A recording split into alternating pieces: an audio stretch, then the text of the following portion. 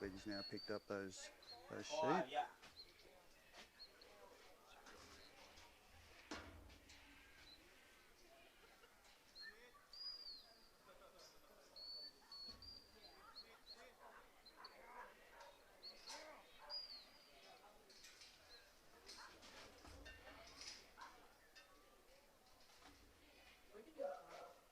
Right.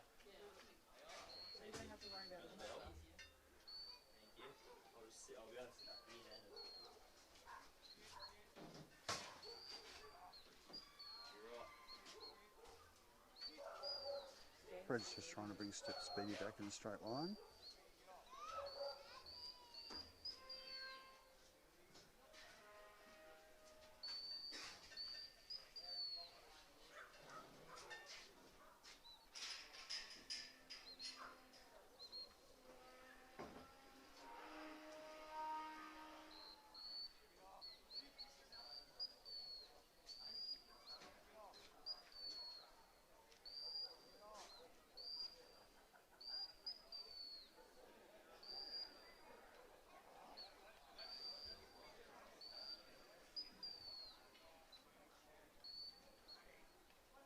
Coming up soon over this cattle ring, our judge is getting prepared to start his runs for the day. First up, we'll see Jaden Simmons with Oki. Got to bring Riding them Gibbons forward with Scotch another Stella. couple Matty Goff metres to with bring Molly. them to the And Gus pickup area, Armstrong which with Lloyd. If you weren't here Fred will yesterday, be trying to do. Gus and his dogs had an absolute cracking couple of runs, keeping up with all the big boys. So make sure to come over to this cattle arena and come watch him get business with Lloyd. Absolute crackers. So well done to Gus and good luck to all the competitors today.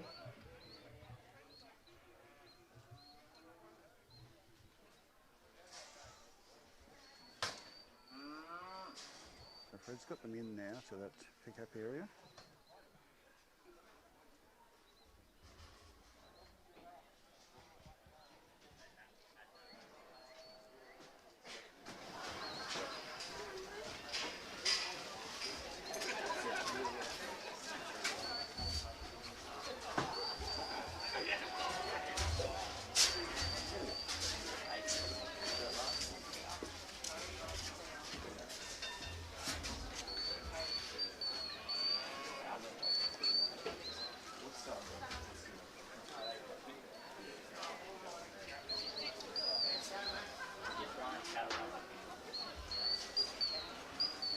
Decided to walk on the so no time to progress the course.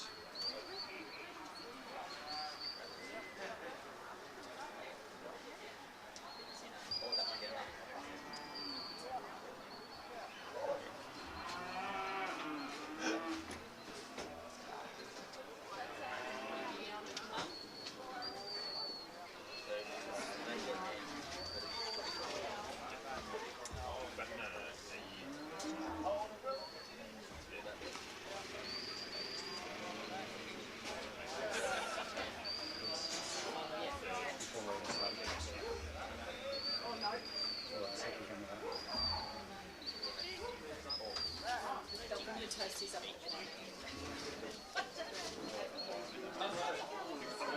You don't understand how it works. Just getting through that. Once you put your hand up, it doesn't go back down. Thank you. But it's now your There's no free work there at the moment, and they're pruning out.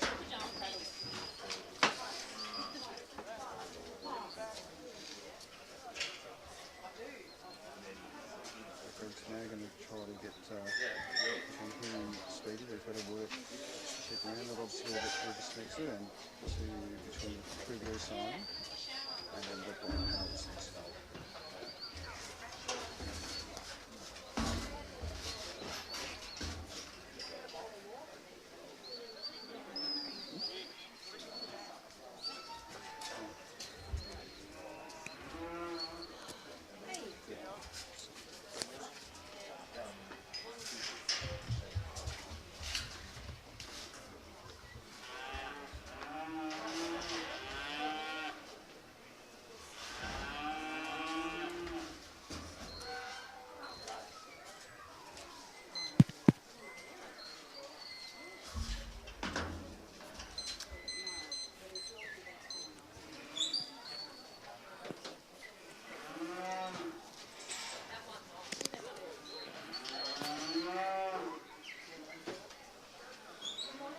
So on our second dog, is it this morning, Danny? I've just been off, just making a few final arrangements for this morning. Not that I've had to do much while we've been over doing that interview. We've had a great crew here at the Geurie Golden Collar Australian Allround Stockdog AASD. They've been getting themselves sorted.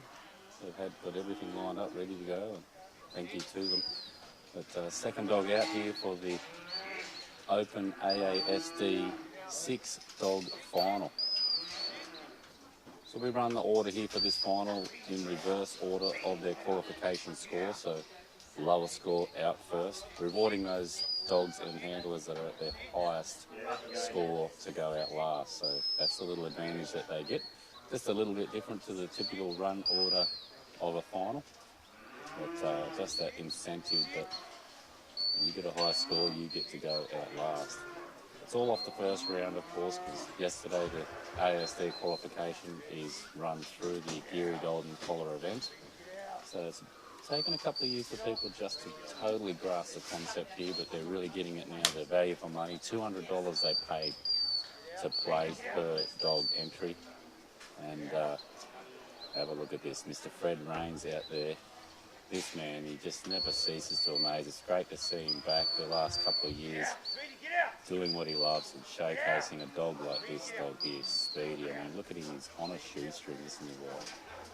Like, you're talking, Denny, and I thank you as well, mate, for everything you do, but just the way he just brings that dog in, brings him out and around.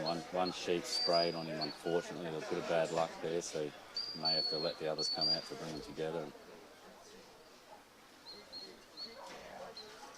Reset again. I don't know his time exactly, but he looks like moving around, so he shouldn't need to rush. I'm sure he's got a timepiece on him as well. Josh Messina, I mean, Josh, he's out by about 38 points out in the lead here. That's a big lead to take into an event like this for the final. Though, if you cast yourself back to only last year, 7 months ago to be exact, for the 2025 ASD, and Dan Camilleri had one dog qualifying as top and the other dog was sixth, and the one that came sixth in Jay was the Open ASD champion. Well done there to you, Fred, when you're watching back later on, mate. Finished up their 3 sheep over there. 39 seconds left on the clock for Fred. Up next will be Nigel Brazier and Sterlo. So as we did last year, we'll let them know their scores for this one. We'll see how it shapes and shifts and who's going to be sitting in what place come the end of this 6-dog final for 3 sheep paddock section. Then we'll move to the yard. They can know their scores there, but we'll take the scores away from them for the cattle. We'll just see with the yard. We'll see where we sit. We'll see where we sit for after this 6-dog final for 3 sheep paddock. And if it's getting a little bit close, we might just take it away from you, ladies and gentlemen, while you're watching at home or you're watching in the future. You're just going to have to wait. But we'll just see where it sits, whether we take those points away from you in the yard or we'll wait for our cattle section. It's been a great event here again. We thank all our volunteers, we thank all the committee members, sponsors. So over in awesome this weekend. encouraged cattle at the moment, we've got Winners Latin with Sarge, and up next will be Jaden Simmons and Oki, Friday Gibbons and Scotcher Valley Stella, and Maydock and Molly.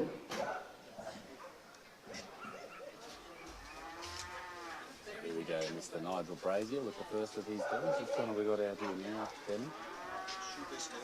Sterlo out here. What a competitor this man is. He did come in late. Just sneaking in right on cut-off, but for doing so, he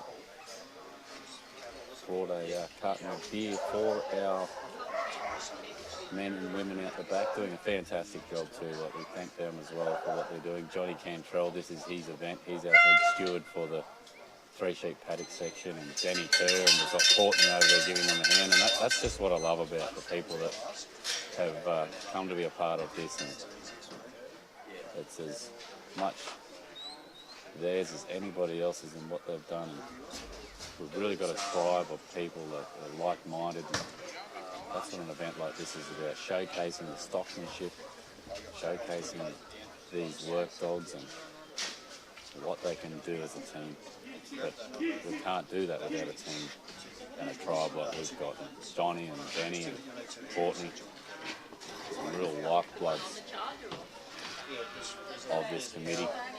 Thank you to you if you're watching back later on. I can see you sitting over there in the let-out, doing a great job. You had the likes of Rob Hammock come on the Friday night. Thank you to Rob and Wendy. Wendy done a fantastic job up here on the Friday night by the three-sheet paddock section, doing all the scoring, just bringing her knowledge of years of following Rob around for this discipline.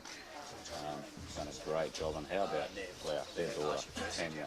Gosh, can that woman sing? Wow, she just set it alight. Anyone out there that wants to hire a great music act with some awesome covers and just knows what to play for the event. Only $700 for 4 hours. You'll be trying to book it for more. Very, very cheap act is that one, Tanya. We'll see her back here at the next ASD Geurie Golden Collar in 2027. She doesn't know it yet, but that's just the confirmation booking if you're watching that one, Tanya. Here he goes, Mr. Nigel Brazier now. He starts to move out.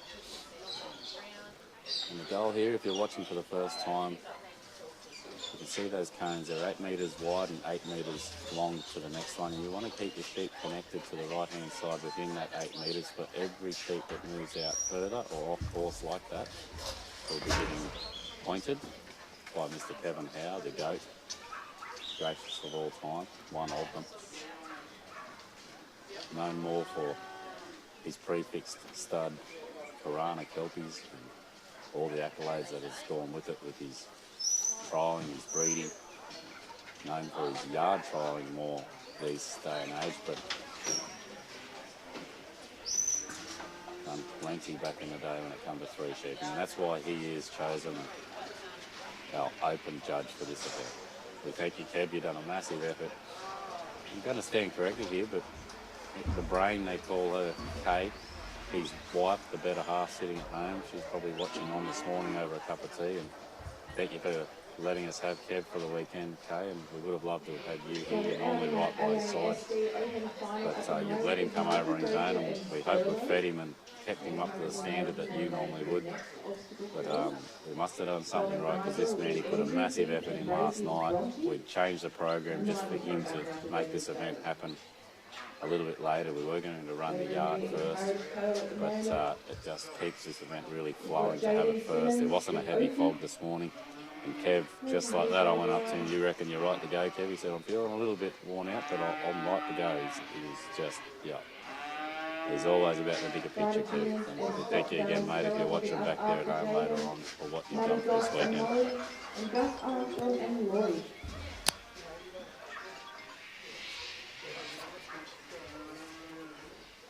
Nigel and Sterlo have got the 3 sheep in that free work area, so not able to work the sheep back across towards the bridges.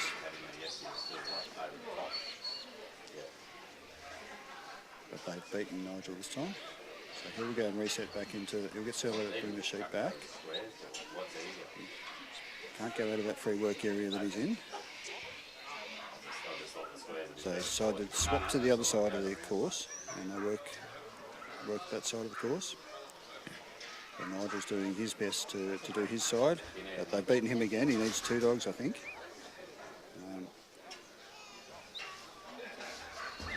If we go back and watch some of the New Zealand herding, the New Zealand 3 sheep, they're able to assist, the handlers are able to assist the dog. It's a very similar sort of concept here. Nigel's got them lined up now. Nigel's still, they've got them over.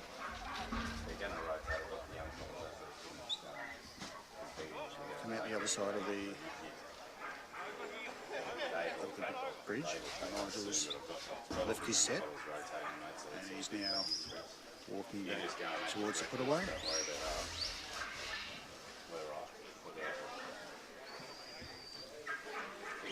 Still is really wanting to get him pushes yet, but Nigel, well, they both got a great feel for the stock. So I said, can we finish this job, Dad? All I'm hearing is me leaving So, That's like trying. so they're, he's got them lined up. He just has to hop them back in. Looks like they're heading in. They're starting to head in. So he's got them across that line now. He just has to close the gate. Well done to Jay and Oki over there. Just completed the course with a minute and 4 seconds. One of to our go. committee members is pulling me aside for a moment. You might have heard me in the background talking. James Holly, I mean, it goes without saying it. If there's an unsung hero award, that man is it, just doing the behind the scenes. Cracking effort. And how about that? Give him a hand, Sterlo and Mr. Nigel Brazier. Saying there's an unsung hero award. That man is it. Action replay there. Have a look at him.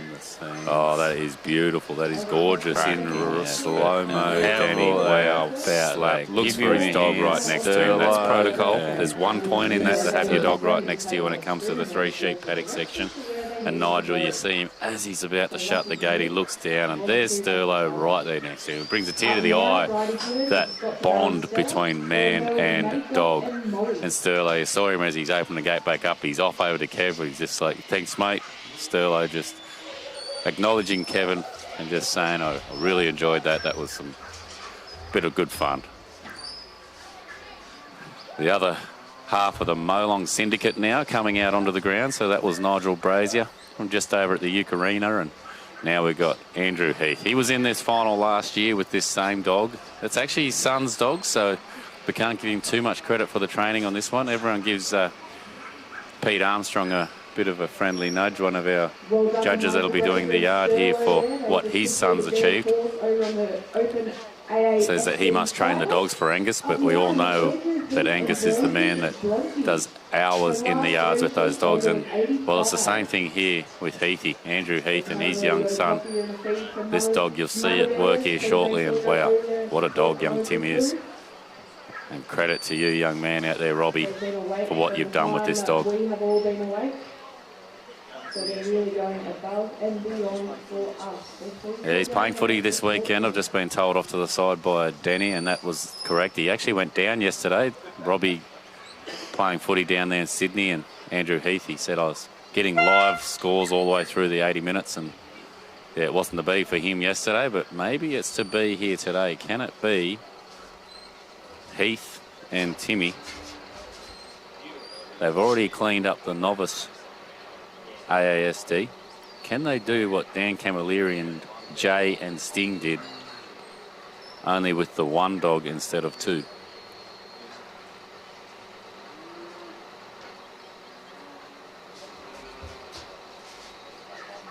So coming into this,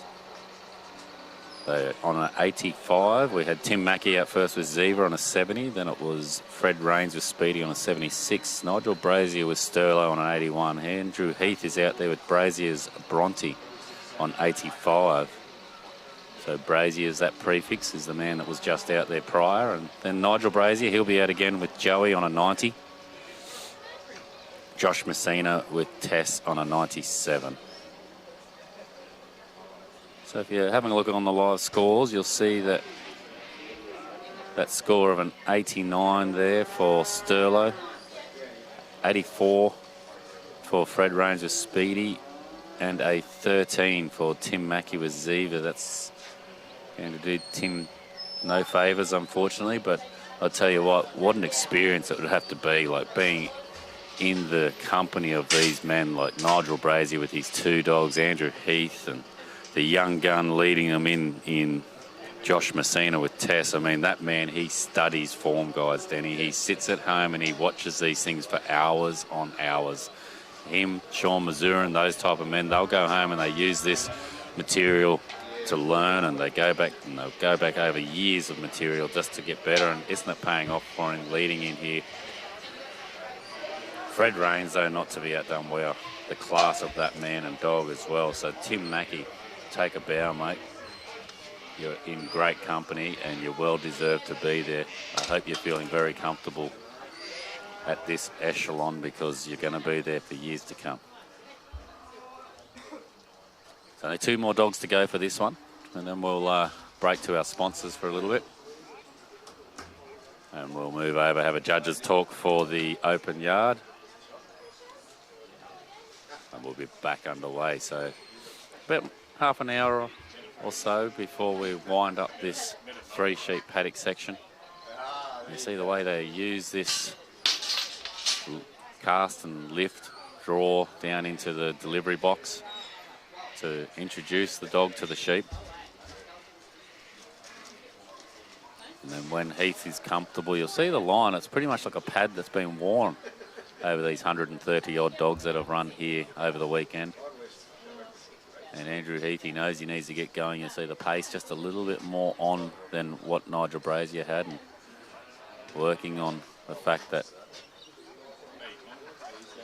Brazier's Bronte can do this for him.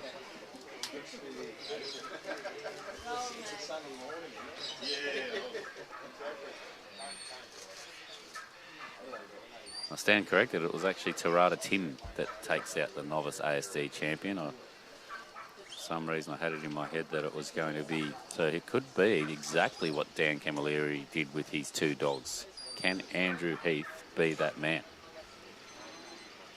Wealth of knowledge, very, very underrated stockman. Just goes about his business quietly, Andrew Heath out there.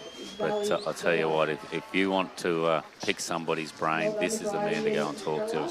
Over there at Molong, great community man. He runs the Molong Championship when it comes to 3-sheeping.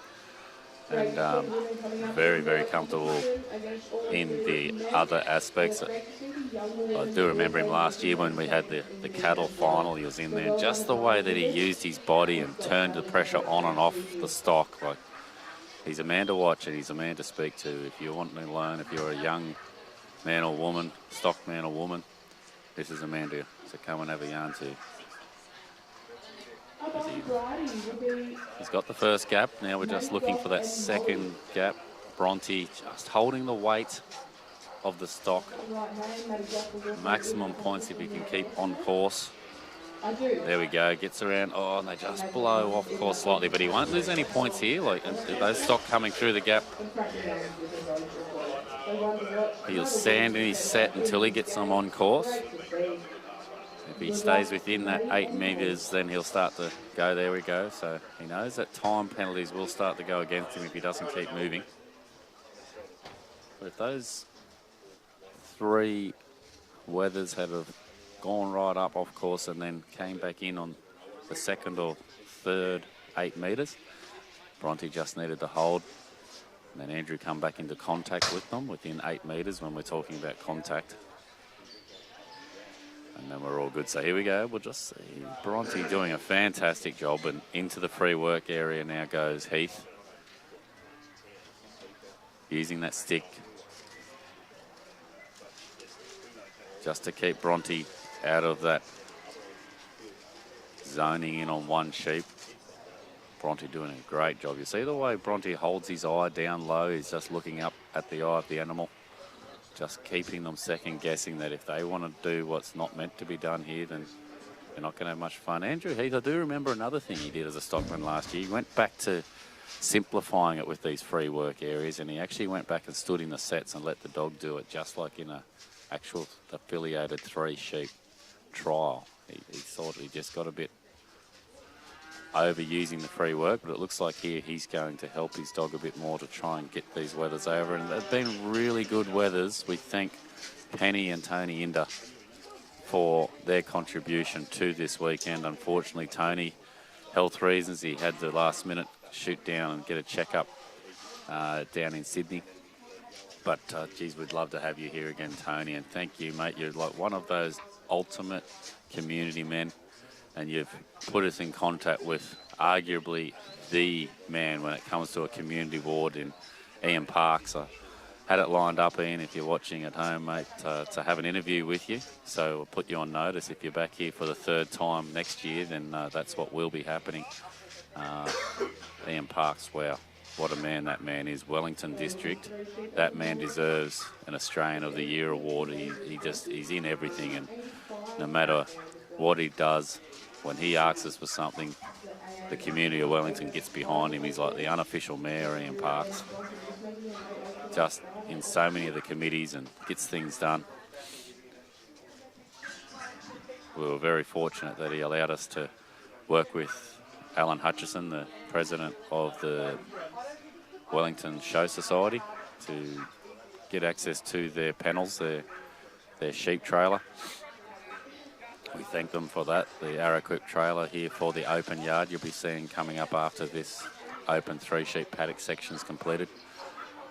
Big thank you to that Wellington Show Society for allowing us to work with you. Work the barter system. I'll be over there next year supporting you guys where I can at the Wellington Show, but really do appreciate that. That's what community's all about, getting behind each other. Doesn't always mean we have to put our hands in our pocket if we get together. And that's what this event's shown as well. The amount of people that have just got behind it and come here and given a hand where need be. And what a great grounds we have here. Marty, you and your team here for the trust on the Geurie rec grounds with the race course and all this rodeo ring, the camp that we're out here currently witnessing. All our competitors, our handlers and spectators, they're just gobsmacked in what a ground you've got here. It's a tribute to you guys. Tip my hat to you, mate. You've done an exceptional effort and you've left your tractor here all weekend for us as well as we look to go for the gate. He hasn't got much time, so he's got his dog right next to him. And how about that? Well done. He must have had that timepiece buzzing at him, I reckon, Mr. Andrew Heath. Well done. With Brazier's Bronte, left your tractor here. Already got the novice ASD. As well as we look to go for the gate. He hasn't got much time, so he's affiliated 3-sheep got format. his dog right next That's his to him. strength How section. about that? Well done. Cracking work to Andrew there. Nigel Brazier and Geurie are coming up next. This is Nigel's second dog in here. We'll see what And they score we got. Oh my goodness, have a look at that for a score. 95 there from Andrew Heath. Wow, that puts him overall in second position.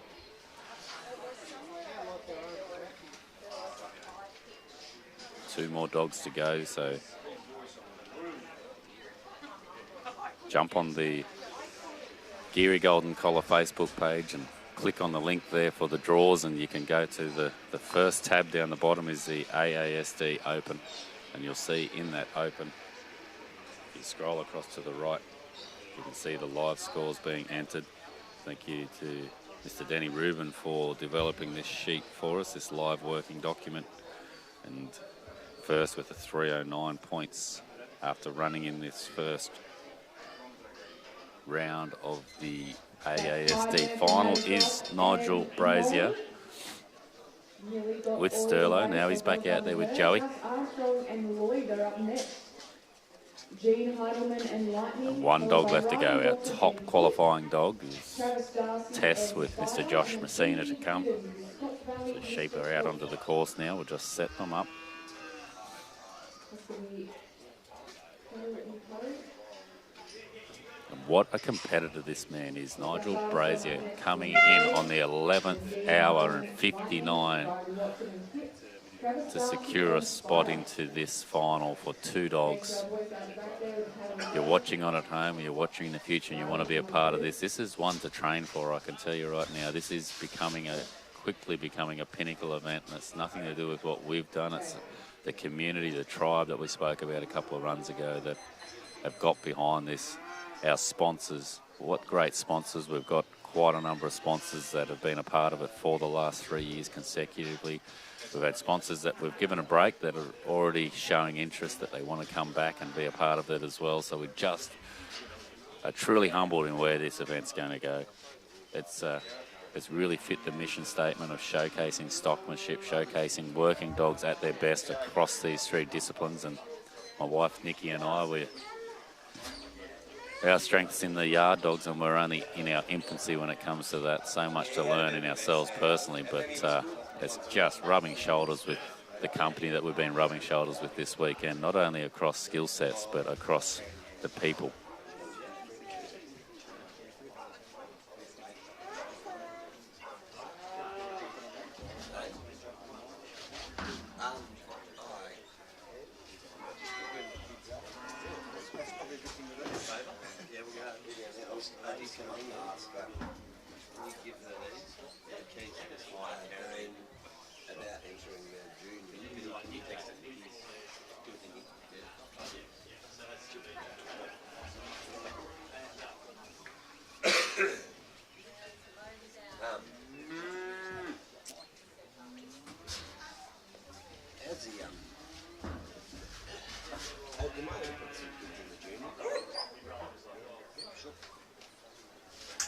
So just coming over onto the bench with me is Mr. Fred Rains. Fred, mate, it's thank you again for coming for a start.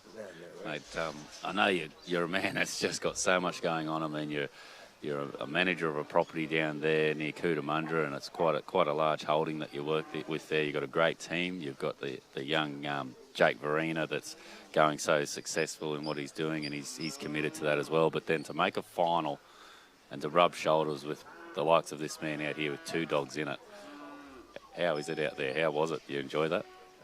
Oh, no, it's a great course, great setup.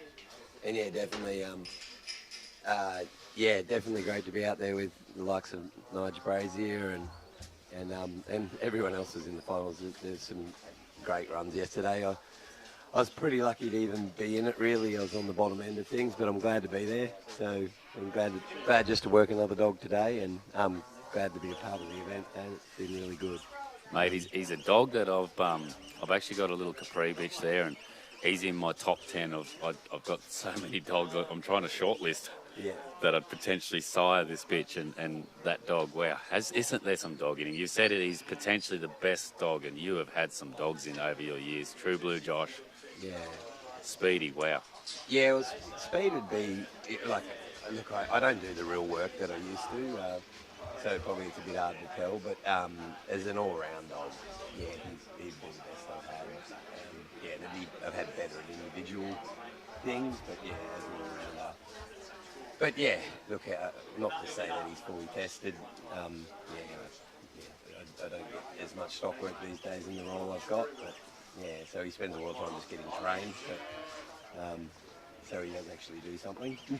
Mate, I mean, you're humble in everything in life, and you're humble again there in that answer there. But I mean, I'll take myself back to only 7 months ago, and you couldn't stay for this event. You're supporting your wife with something. She's had a bit of success with that book that multiple books that she's been writing. And so your commitment to your passion here with this dog trialing, you drove up, we were 10 o'clock at night, we were playing with some puppy cognition last year, and then you came and you did the clinic for me, and you went home. You couldn't actually stay, so you come fast forward 7 months, and here you are in that ASD final. I mean, is this one that you're going to earmark? Do you think that you'd like to be back here?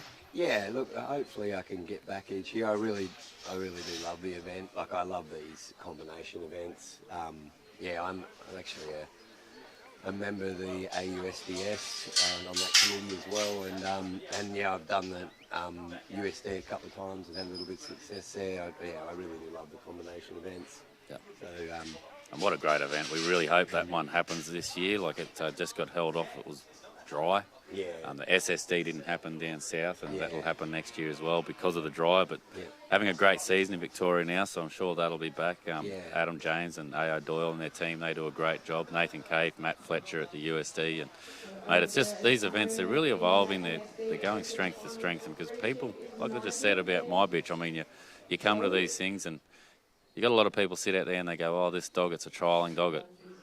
Does it do real work? But you only got to speak to a man like this and have a look at like the run he's having here with his second dog here. And if you want to see dogs in real work, these dogs deal with 10,000 composite ewes like your dogs at home. I know you say yours don't get as much as Nigel's, but they're tried and tested. These dogs are Nigel's, aren't they? Yeah, definitely. Nigel's a great stockman, isn't he? And it reflects in his dogs, the type of dogs he keeps. That time there for Gus and Oh, look at that. I just thought they were going to blow then. And, like, between man and... Wow. Wow. Just that I spoke about there before with Andrew Heath and Brazier's Bronte about how that dog and the line of the eye, the dog getting down below and looking up at that animal's eye, and just the control that they're putting on those little weathers. Yeah. That's incredible to watch, isn't it? I mean, look at this weather. He's just sticking his head out. Now Nigel goes for the close. Yeah, beautiful bit of work there. He covered him nicely. He had every opportunity to lose one around the edge, but caught it. And have a look at the replay here now of this one. Now Nigel goes for the close. Just beautiful to watch, isn't it, mate? And you watch this dog, like we talk about dogs right there by his hip. I mean, Mr. Kevin Howe, the goat, he spoke to our competitors that's 1 point right there. If that dog's not right next to you, you're going to lose 1 point right there. He wants that dog connected with you. That's 3 sheeping, and he just knows every fine little point. Kevin Howe, that's why we got him here. That was pretty cool to watch. One more dog, mate. One more dog. Mr. Josh Messina's coming out here now, and he's been leading you guys in. He's got a fair lead on you. There's a bit of a gap to pull back. What did he score in his first run in this? It was amazing, wasn't it? It was. I think it was. It was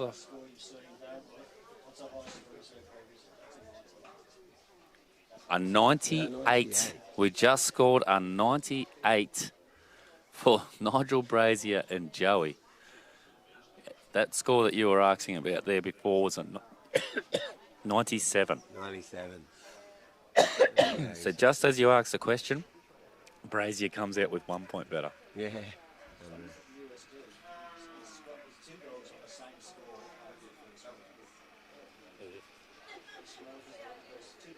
Danny Rubin, our cameraman, our statistician out in the background, he's just bringing it to attention. 309. Both his dogs are equal. Yeah. Outstanding. Wow.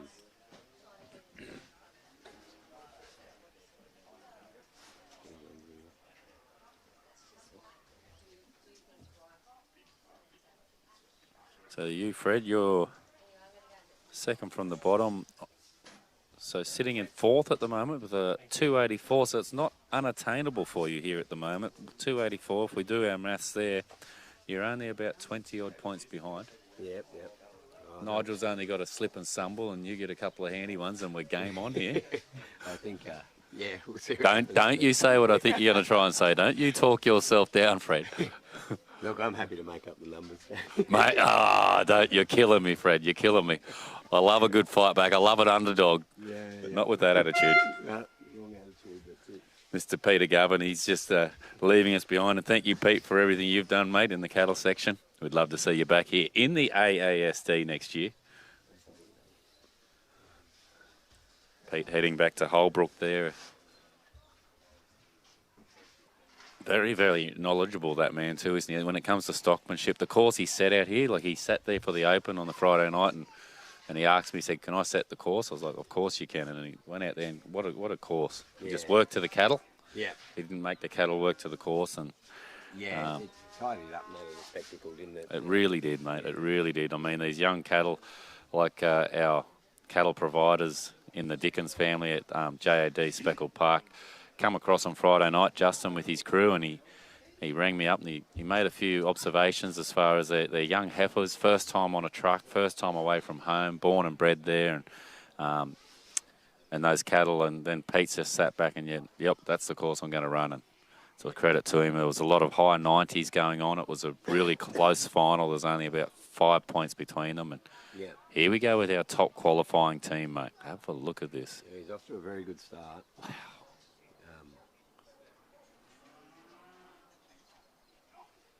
Beautiful. Just turns them on the dial there. Yeah.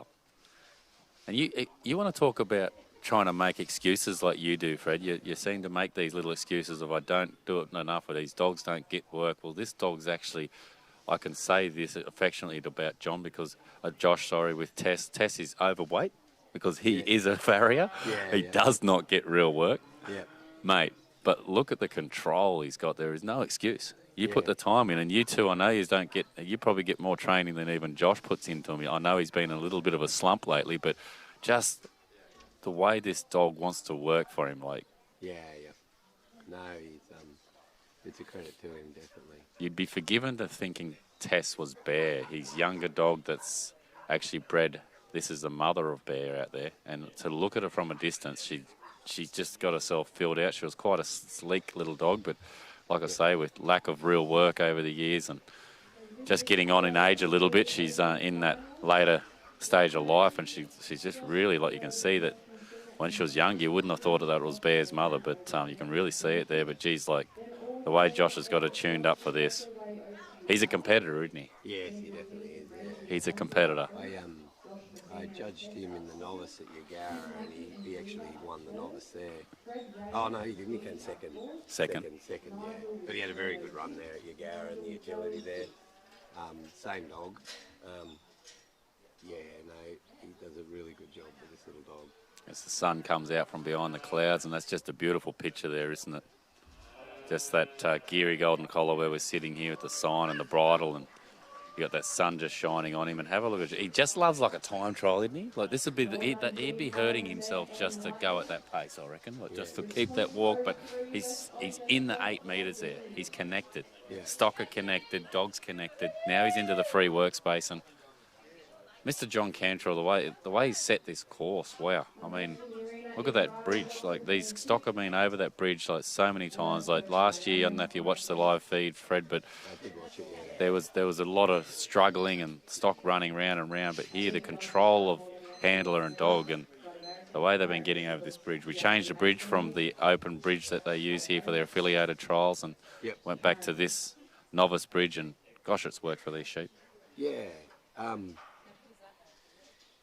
Yeah, I think it's good, Dane. I mean, we want it to be challenging, of course, out here, but we also want to make it a spectacle, don't we? Correct, mate. Yeah. And the good dogs will make it a spectacle. That's right. That's right. Yeah. And it has been all the way through. It's been a challenge.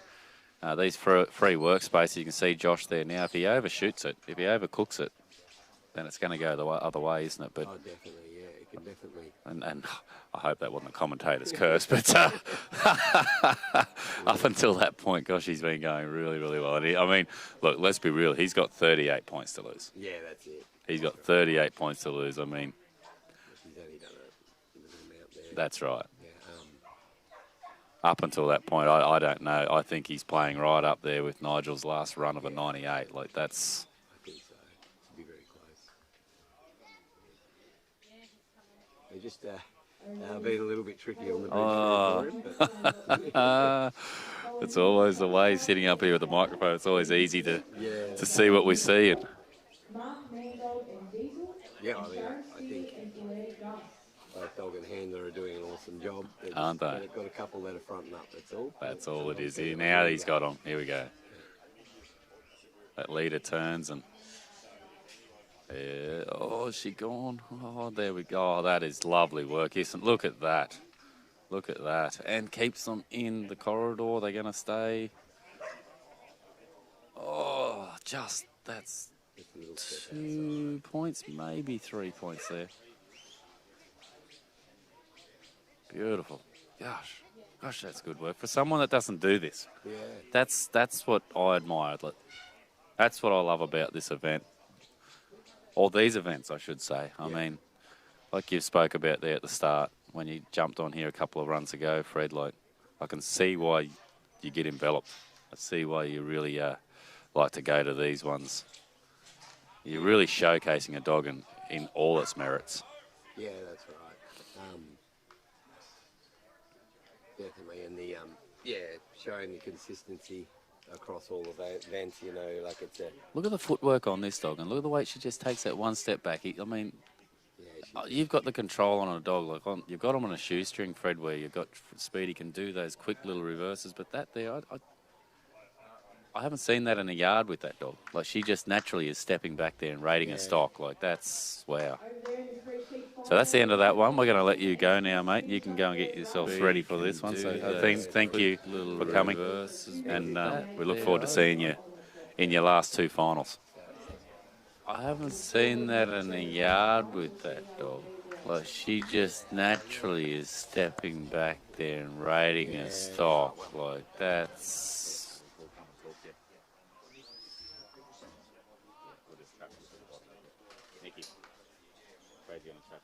Well done, Nigel, Josh, Tim, Fred and Andrew, who's just finished up their 3 sheep rounds over there in the finals. So we'll break for a short break while our competitors come over to the yard and they'll have their yard judges talk. And then we'll be underway again. I hope you are enjoying it there from home. We'll shift across and to our sponsors. Please, if you're any of these sponsors you either recognise or you can support in any way. A lot of these sponsors have been here for 3 years consecutive. Some of them have been here longer. But in the last 3 years of growth, I tell you what, it's been a big thank you to all those sponsors. There's one, Parkdale SRS Pole Merino Stud. They've been on board as a silver sponsor every year. Stanford Pole Merinos, they've been a bronze sponsor for the last 3 years consecutive. Thank you to TNA Mechanical, been a silver sponsor. Just stepping back to a bronze this year. Stony Creek, well, they've been consistent in a bronze as well. Thank you to Stony Creek Kelpies. That's Mr. James Rayner, James and Audra. There we go with TNA Mechanical coming on to the picture there now. BDS, thank you to BDS coming on this year. And True Blue, our platinum event sponsor. Don't forget Philmac. You can see them just down the corner there, Philmac. Well, Philmac are a fantastic sponsor. This is their 2nd year with them. And they do have the calendar as well, don't forget. That finishes that competition. You can jump on the Philmac website and you can be a part of that one. Get yourself into the calendar, into the competition. There's a few prizes you can win as well.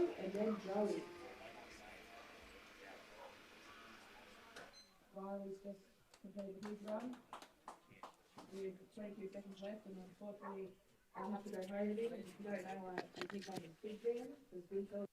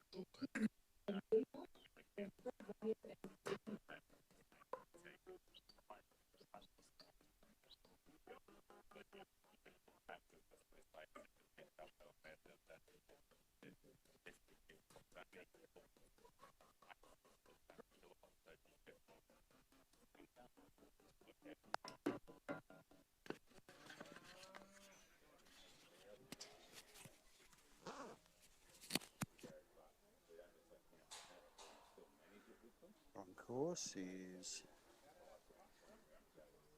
Andrew Heath and Bronte.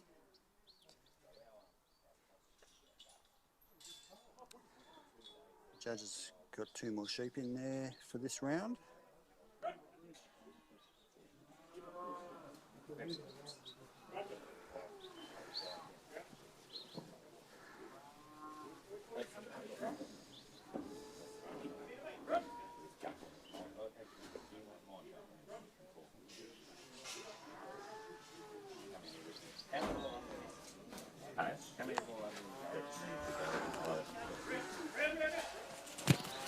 Just getting Peter relatively uncomfortable.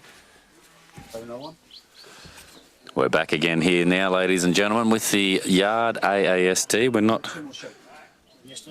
not stuffing around. I added 2 more sheep to this one, and I'm welcoming our Open ASD cattle judge, Mr. Peter Rutherford, into the little bit uncomfortable world of commentary. Pete, thank you for jumping on and having a bit of a yarn here, mate. We've got Brazier's Bronte out here with Andrew Heath, and they had a cracking run out there for the 3 sheep, mate. But what did you see when you were watching some of these guys on Friday night? Like, it would have been a pretty good one to judge.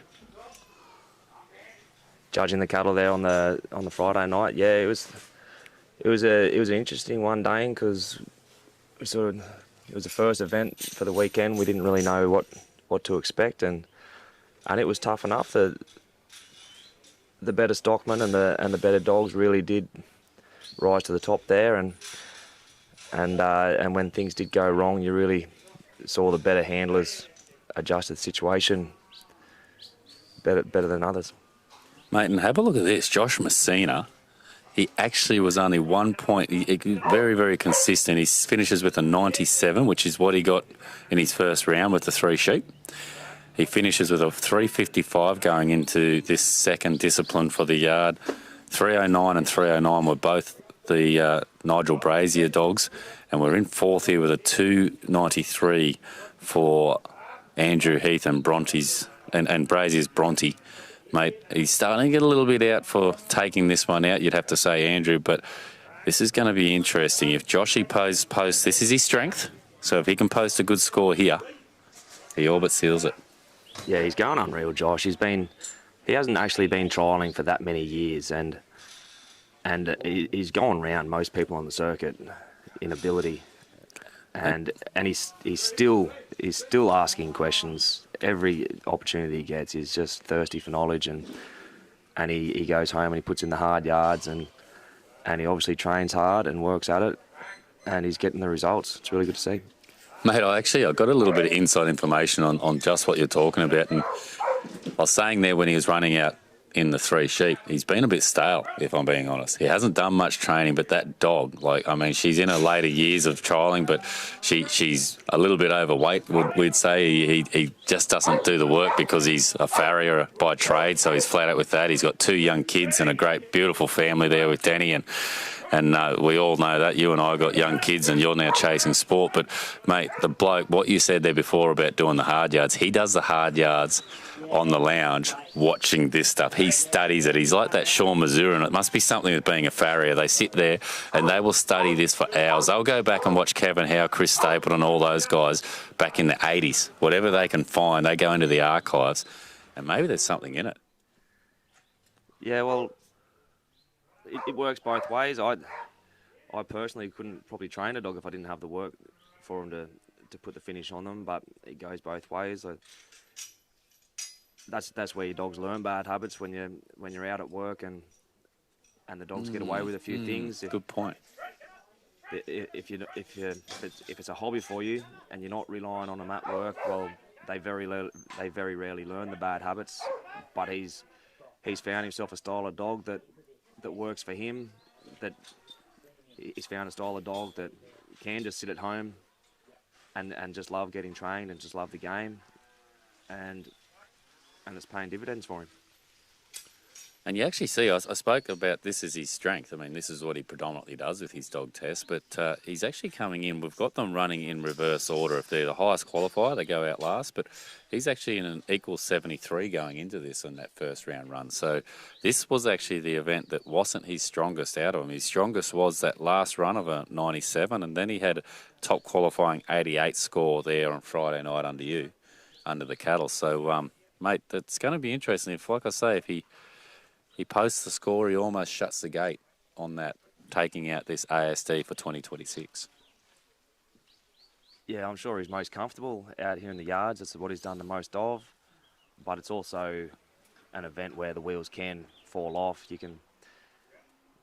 It's not a consistent course. You can spill a lot of points at any point, anywhere along this trial, and you actually brought Kelly out of retirement for this, didn't you? Yeah, well, I had a different bitch entered, and I decided that she was a little bit too heavily pregnant to bring here and get hurt. So I brought the old 12-year-old out, and she did good. She got a couple of full courses for me over the weekend, but. Yeah, like just here with Heathy, he's doing a good job. He hasn't lost too many points, but all it takes would be...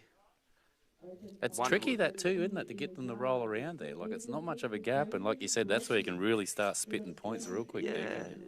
Yeah, and just things like this draft is not too much trouble, but then he might get him onto the trailer there, and if he just can't get a leader and they just bury in the corner, you can quite easily lose 30 points in the matter of 30 seconds if the wheels fall off at the wrong time,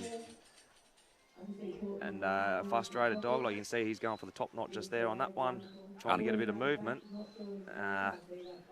It's a fine line between an effective bite and getting DQ. Like see that second bite there, he's gone from a clean top knot there to sort of grab and move down the neck there, and I know that Peter be pretty heavy on the clicker for that sort of thing.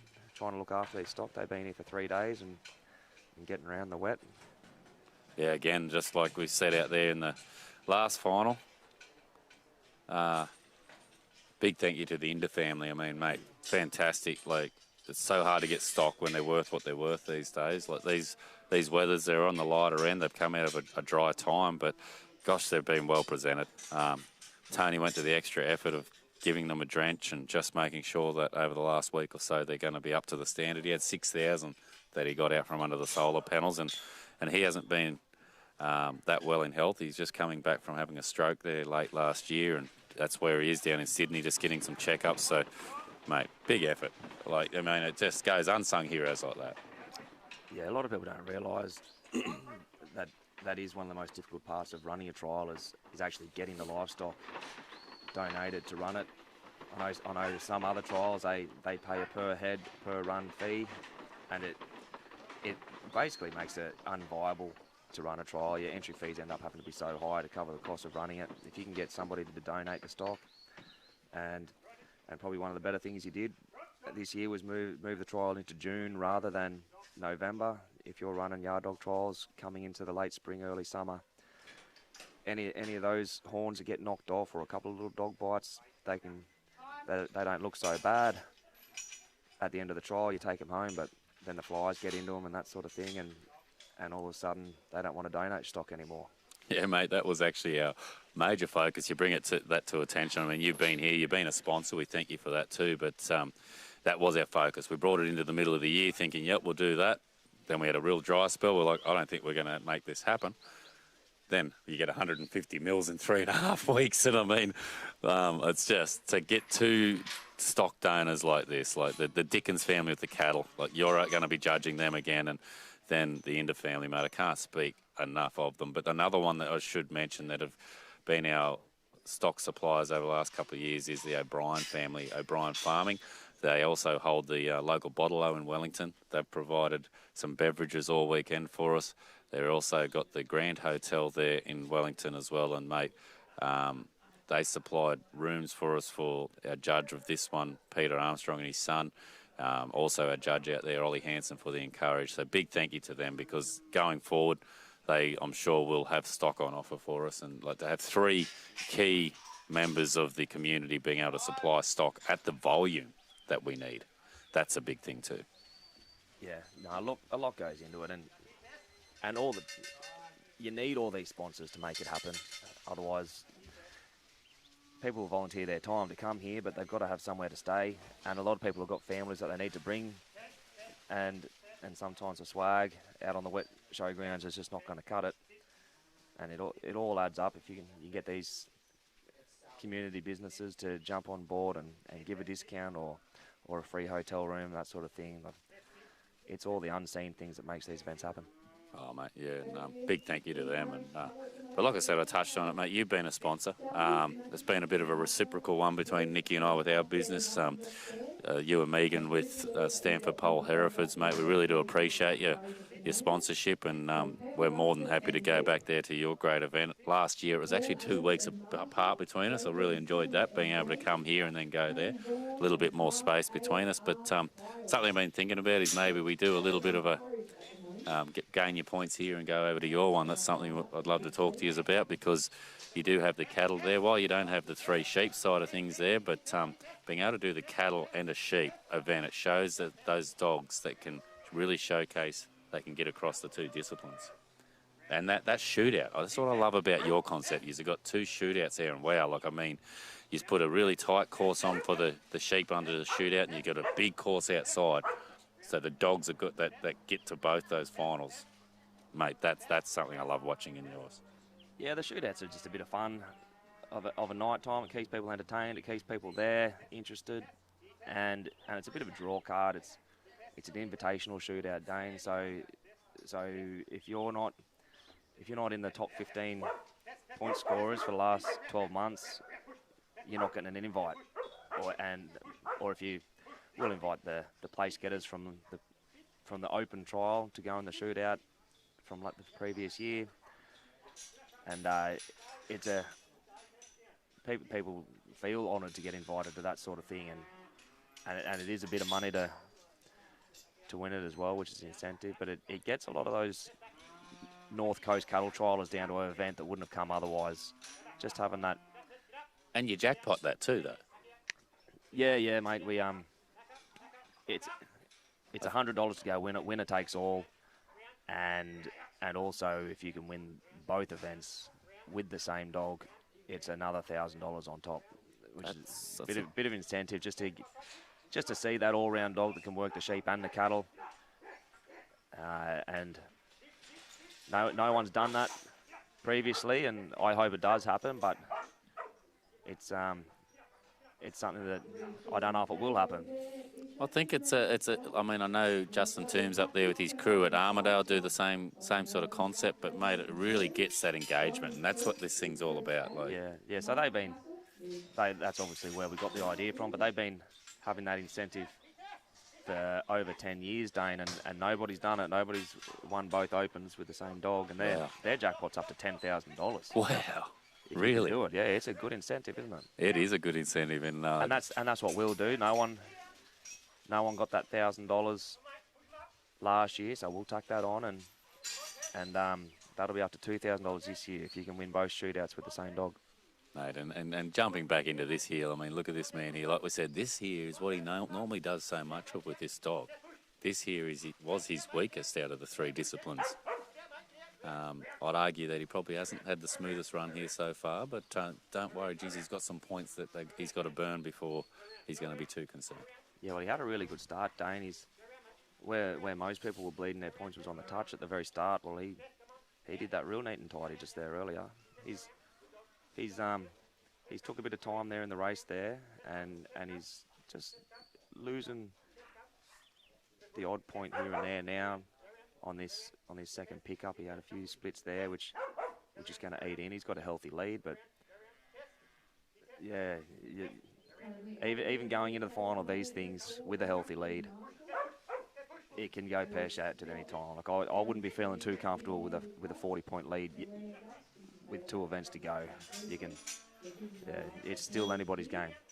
Oh, it is, and I when he was out in the 3 sheep, I made a commentator's curse like that statement you just did, and then he blew the sheep away from the bridge, but he recovered, and that must have been all the points that Kevy got off him, because I literally spoke to Fred Rains up here about it, and it was like it might have been a couple of points in it. It was unreal to watch the man here, and he looks like he's getting very, very comfortable rubbing shoulders with some of the best in state and country here, this man here, leading them in. He's leading Nigel Brazier, like very, very accomplished. Like, I know Nigel's won that USD on more than one occasion. He's been, if not been, in the final. And credit to him, like you said it there earlier in the run about how he's put the hard yards in. And that's not an easy task. Like we know of a lot of trialers that step away when they have young families, and he's here still having a crack at it. So. Yeah, and the generation of trialers out there today, they put in as much or more work than I've ever seen trialers put in. Like they spend a lot of time with their dogs. They spend a lot of time thinking about their trialing, and it's professional now. You get into the open courses of any discipline now, and you've got to be red hot to win a trial these days. You say that like an old head, Pete. You're only young yourself, mate. But, I mean, how long have you and your wife, Megan, been in it? I mean, just a little bit of a... You'd have to have been in it for 20 years nearly yourselves, would you? Oh, I did my first yard dog trial in 2012, Dane, but I eased into it. I only did sort of the Blaney show and the Bathurst show for 3 or 4 years was the only trial, so I sort of did. And for the first years of trialling, I didn't have any idea where I was losing points or anything about it. Really, it took a few years for me to sort of gain a bit of traction and really learn the rules. And these fellas getting into it now, they seem to just jump in there head first, and they're thirsty for knowledge. And oh, look at Tommy Wolford, mate. I mean, 3 years and he's the Australian champion. I mean, just the dedication, but it's also the good work of these associations across these disciplines with doing these courses, doing these clinics and all the rest of it, isn't it? Like, I've seen it. I've been a part of the shearing world for a long time, and I was fortunate enough to be a chair in New South Wales, and what we're able to do there with implementing the same, I'm seeing across this dog world. And like you said, guys are like Josh and Tommy Wolford, mate.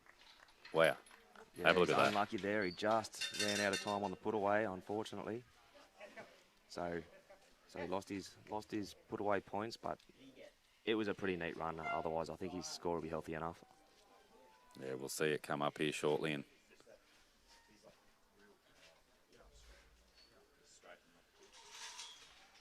Mr. Tim Mackey, I mean, here comes another one of our triallers that haven't been in it for that long and runs a fantastic event up there at Wollobadari. It was meant to be the New South, but just the dry times we're talking about, he put his hand up. He said, I need to let someone else have a go. And Tommy Wolford with his partner Chloe, they stepped up and ran it down there and done an awesome job at Young. But this man, again, he's looking very comfortable with this echelon. He's a good hand, Dane, and he doesn't big note himself ever. And he might be a bit unassuming sometimes, but yeah, he can put a score on the board. Don't worry. He comes from that. You say it so well there, and so eloquently the way you've just made that statement about this man, mate. Like, he's very unassuming. He's a bit like yourself. He's on a big holding up there. They've got a lot of sheep, a lot of cattle. They run. He says they run a lot of sheep, a lot of cattle, and so his dogs are a bit like Nigel Brazier. They're seeing the work, but then that comes with that other side of it where bad habits can be developed too. But for a trialer that's hasn't been in it with the experience of these other guys he's up against, mate, he's just such a humble being, isn't he? Yeah, he sure is. And he's got a style of dog that doesn't bleed points. They're a consistent style of dog. They're a good covering dog. The sheep very rarely get away from him, and that's just what creates consistency. He also just asks the right questions. It doesn't matter whether it's someone that's been in trialling for a long career or someone like Tommy Wolford that's only been in for 5 minutes. You'll always find Timmy either at the bar or somewhere lurking around just asking the right questions. If you're just sitting in eavesdrop of his conversation, you can learn a lot from this man.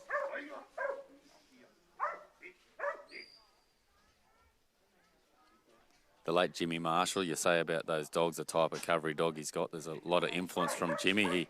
He was fortunate enough to go to Inglewood with Jimmy up there in Queensland just before Jimmy left us.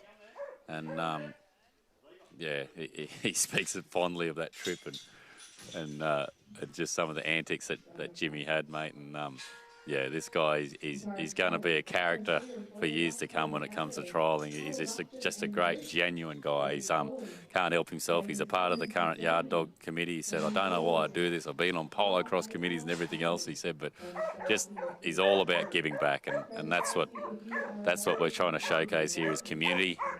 And, mate, great to see him here. He was second top qualifier coming in too, I might add. Yeah, well, just watching this run, Dane, he's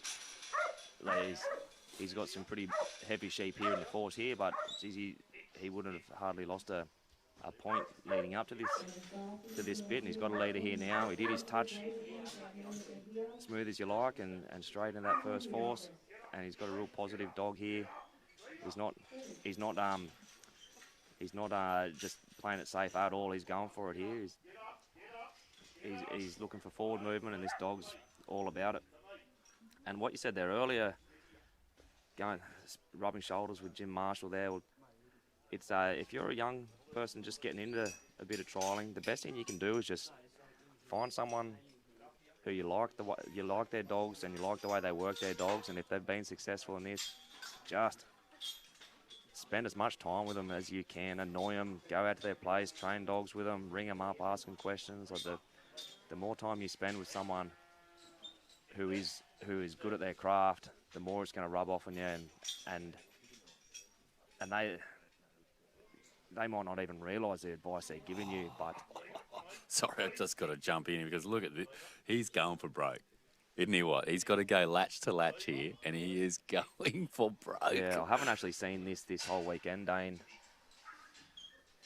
The way he's set those sheep up there, it's a really tight situation there. Whether he's got enough room to clear that gate, I don't know. But he has. He's done it really well.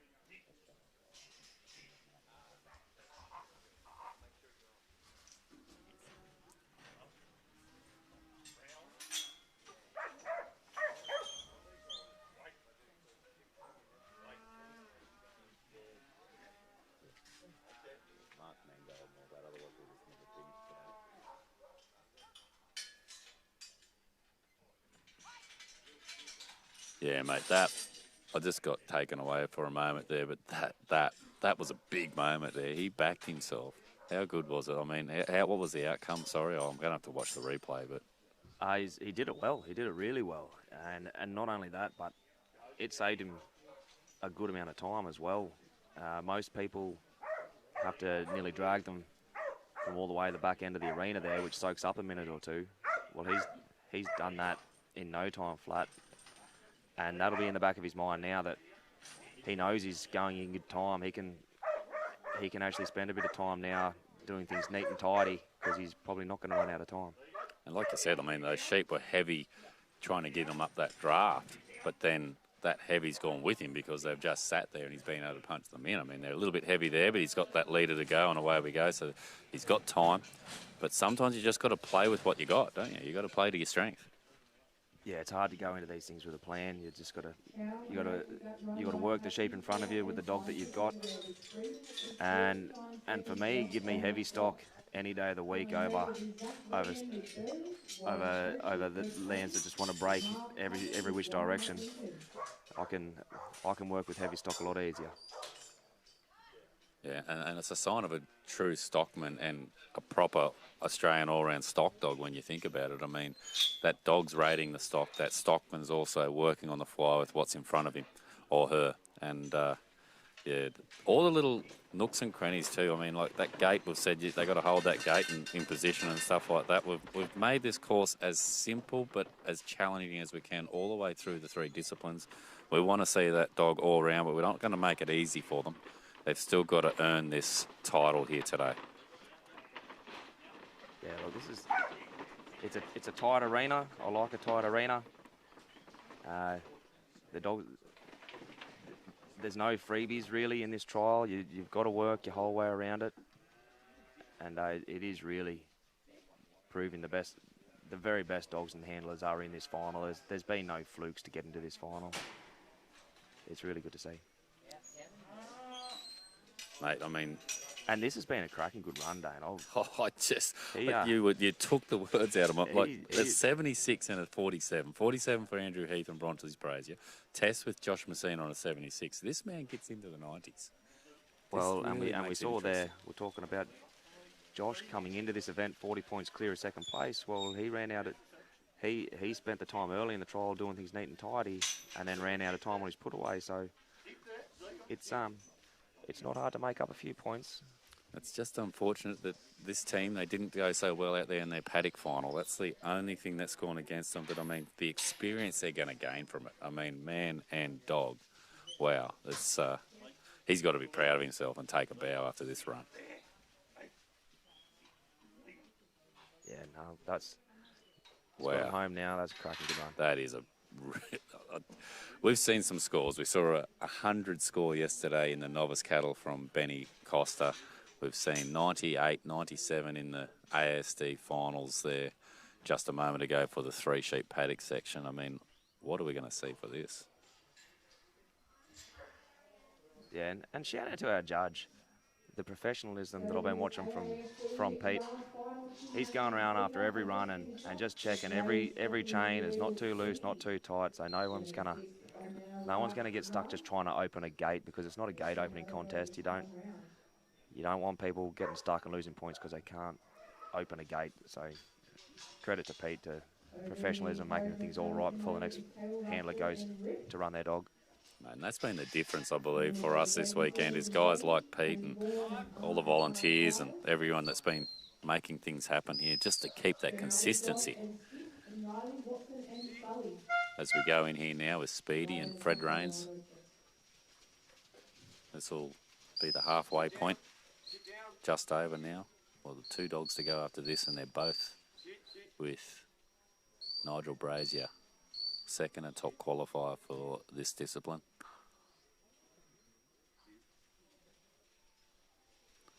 So looking for the touch here now. Fred, he's got the sheep set. The aim was to set right between that. You see the three true blue signs on the left-hand side.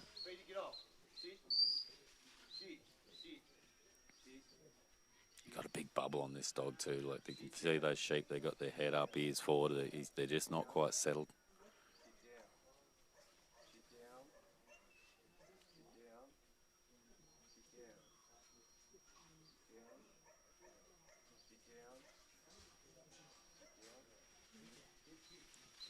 unfortunate there, just getting that one sheep split around him. I don't think it'll be too many points there, Dane. But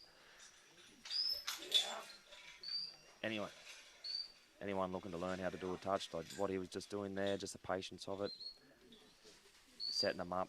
If you're gonna do a touch on these touchy lambs, you want to be coming in from behind them. You don't want to be walking in on the head of a sheep, and that'll cause the split there. He just bided his time, waiting for those sheep closest to him to turn around, so he just walk in on the tail of them, and that's how you can do a touch without losing too many points.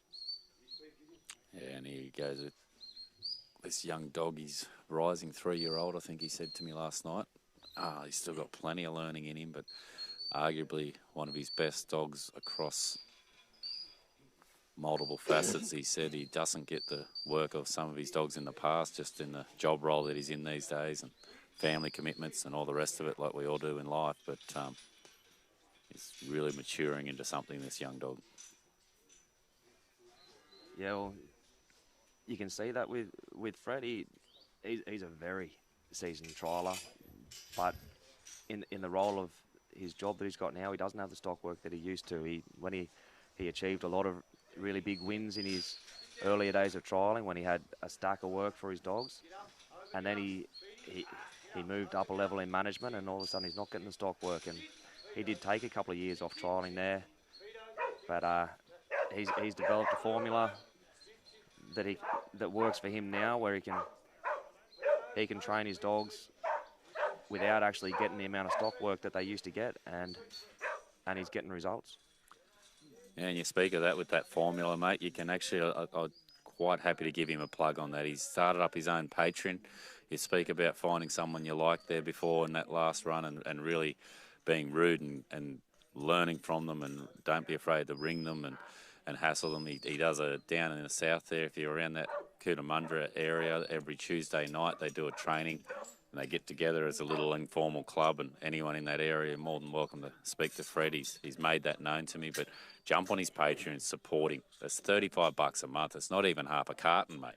Well, and look at the results he's got. He's got Tommy Wolfwood there and his Patreon there, and it didn't take long to get his first Australian champion out of his little training group. Yeah, that's right. You make a good point there. I mean, he's got some very good young hands. I mean, Will Cox as well. Will Cox, the late Robert Cox's son, that he won this 3 years ago. Unfortunately, we don't have Will here, but he's a part of it as well.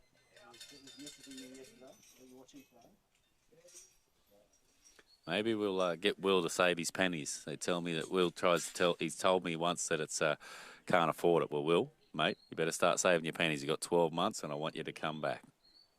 Well, by my memory, you got a pretty healthy prize purse there when he did win it a couple of years ago, did. Dane. I think if he had to put that towards his dog trialling, he probably could have afforded a few entry fees, couldn't he? Oh, mate, and he's got some good dogs. I mean, he's got his late father's dog, Bruiser, there, and those two are like a force to be reckoned with. The way Bruiser has come onto him, he's got Sam, and I really rate that dog, Sam. And then he's even got Mo of Dan Camilleri. He's got a really good open team at the moment, so I'd love to see Will back at this one.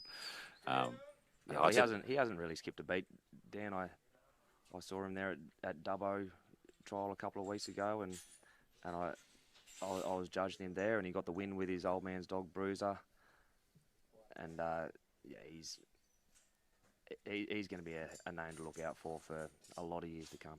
Mate, that just the thought of that alone, honestly, that excites me. The thought of him and Bruiser here next year, wouldn't it be fitting for him to come back in the 4th year that it's come back to this level, this event?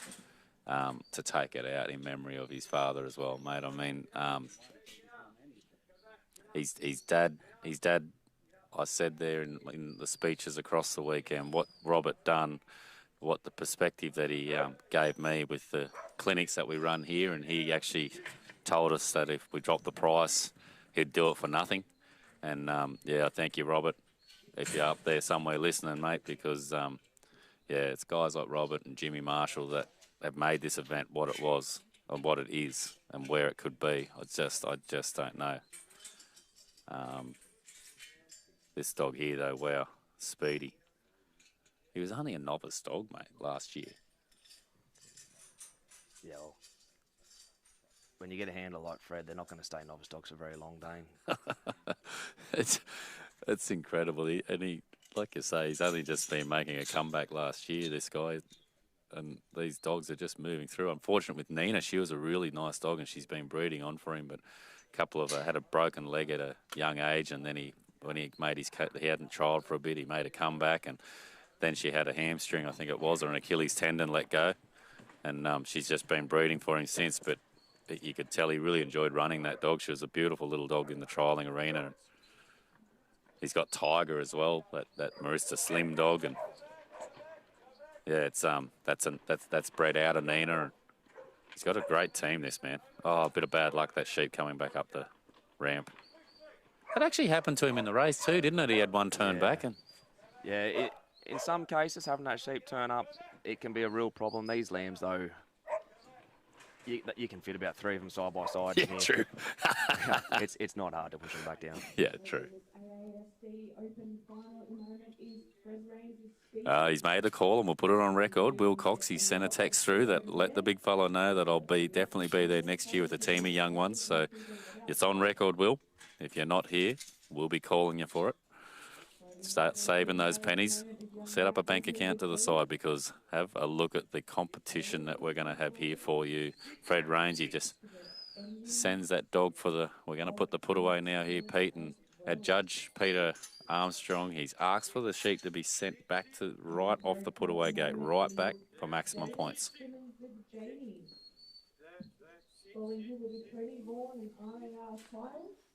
Matty Goff and Six, Riley Watson and Sully, and Paul Evans and Lou. Well done to Zach Redmond and Bird. How about it? Well done there, Fred Rains and Speedy. Yeah, and every dog who's in this final has really let us know why they're here. There hasn't been a bad run in the final so far. Mate. I'm gonna move on, Dane, because we're nearly. How about it? Well done there, Fred Rains and Speedy. Beautiful. Thank you, Pete. Thanks for doing that, mate. Really do appreciate you giving your time for those couple of runs. In this final is Righto. really let us know. This is the man. Can he pull something out of the hat? Can one of these two dogs that are currently locked at 309 wind back our leader on a 431?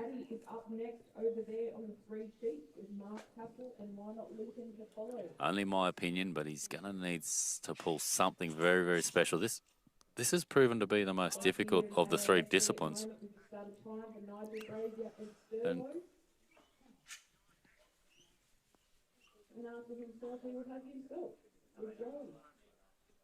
largely a few little factors in that. They've got seems to be the wetter of the 4 rings, just water laying there and being pugged up a small area for a course, so a lot of traffic getting over there, so the water being brought up to the top.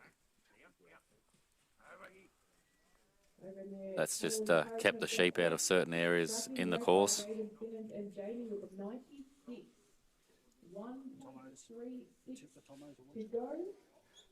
Hey, Caroline Thompson, I hope you're enjoying the footage from down there, but what did Tim score, you asked? Timmy, he has scored...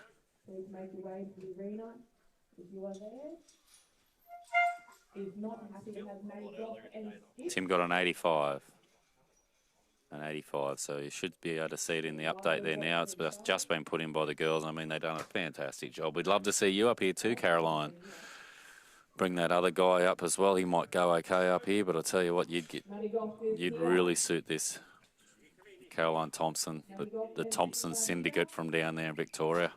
Bring a few of you Victorians up for this next year. I mean, have a look at him go here now.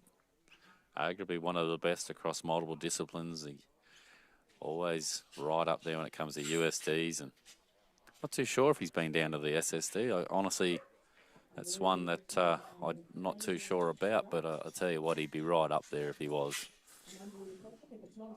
Not too far away, lives just over the way in the Uke Arena.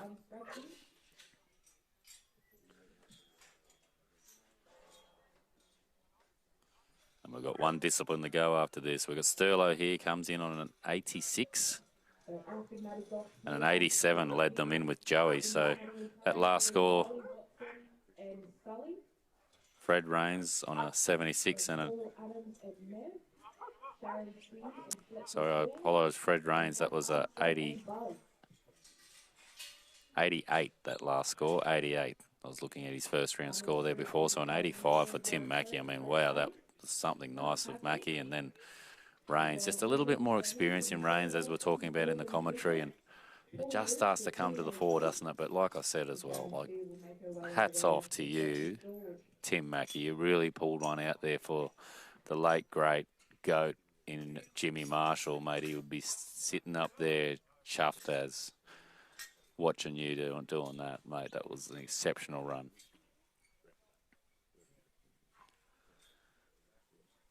Big thank you to all our sponsors. You'll see them keep coming up throughout this live feed here this morning. And True Blue, our major sponsor, the event sponsor, Platinum. All the contribution from Smiley and Troy and the team. Charlotte in the back end with the media team as well. Like, thank you to all of you. You've done a great job here. We'll see Troy out here again for packing up tomorrow, and can't thank you guys enough. It's been a real clean trial. Hope you've enjoyed it, because we certainly are enjoying the skills of these handlers and their dogs. As Sterling, just see him. He does not put a foot wrong, this dog. He just, whatever Nigel asks for, he does it. That's why this team's been so successful for so long. Just moves forward so Nigel can open that larger than normal gate. It's quite a wide race, this one, the Arrow Quick race. Oh, look at that. The presence of that dog, though. Like, no, we will just move off you and straight up. That would arguably be one of the best lifts and draws into the draft race out of this final so far, with one more run to go, and it's got to be Nigel straight in the way that we've drawn it. He hasn't worried about trying to get a dog between him so he can have a recompose or anything like that. He's just right to go. Advantage or disadvantage, it's all about rewarding them for their results in the first round and each of the disciplines.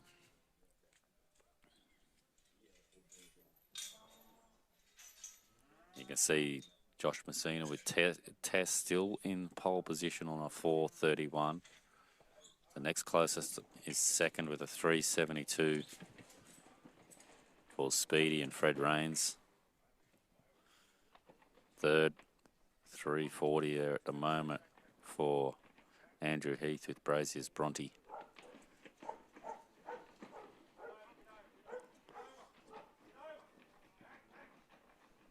And if there's one man that won't give up, it's this man that you're watching right now. He will not give up to the end. And like Mr. Peter Rutherford said there a moment ago, our judge for the last of the disciplines, giving us his time for the last 4 runs, you still wouldn't be comfortable with a 40-odd point lead with the likes of the calibre that you're up against. So Messina, he'll be watching on.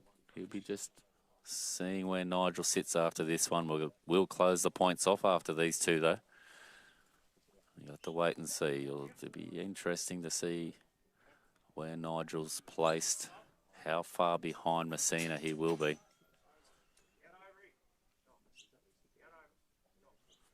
He can't catch him with this run. He can only get a perfect 100. That's the absolute best that he can get with both his dogs. But if he can somehow find a way to do what no one else has done and get a 90 plus, that'll claw some of those points back. Messina with a 76, so... Being the man of time he is, he's just going to duck out there and grab Geurie and come straight back in.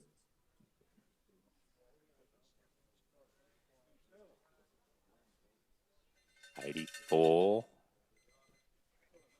83 or 84. We'll see the result come up. I'm only looking at Mr. Armstrong's sign language. Big thank you to all our judges again. Peter Armstrong, he was coming up to support his son and bring him up. He still hasn't quite got his own independence as far as driving, so he was always going to bring him up. And he's been feeling under the weather a little bit with a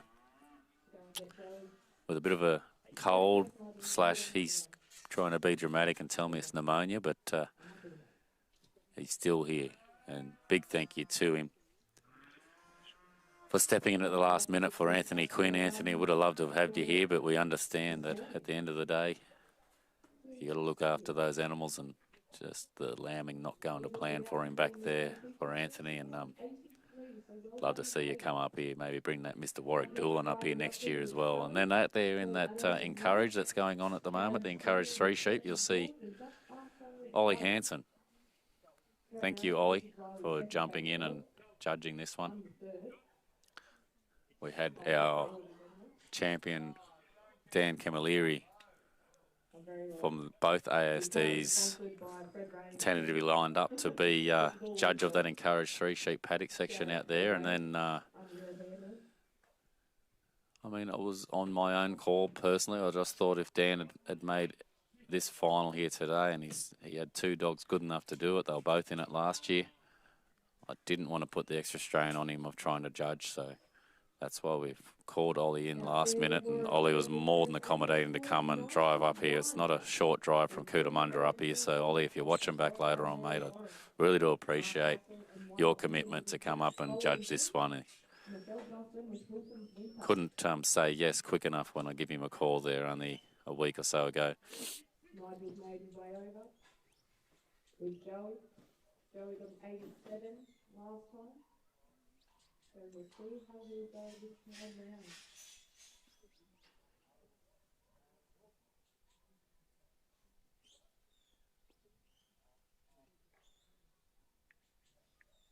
Following that, we'll have a bit of a break because up in the cattle, we'll be mindful of them, and we don't want to go 3 times round straight after each other. I'll talk to Dave and we might wait for speakers.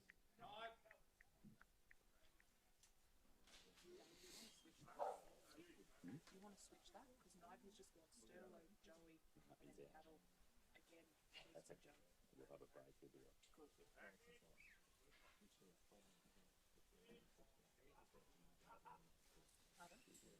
Righto, so here he is now with his top qualifying dog for the yard discipline. Just had our newest MC on the block here, Caitlin. She's just brought me to my attention that going out into the cattle, Nigel was bottom qualifier with this dog, Joey, and Joey will have to recoup quickly for that cattle final. He'll be first out, and that's the way the cookie crumbles. So Nigel, they'll get a good 15 or so minute break while we have the judges talk for the cattle.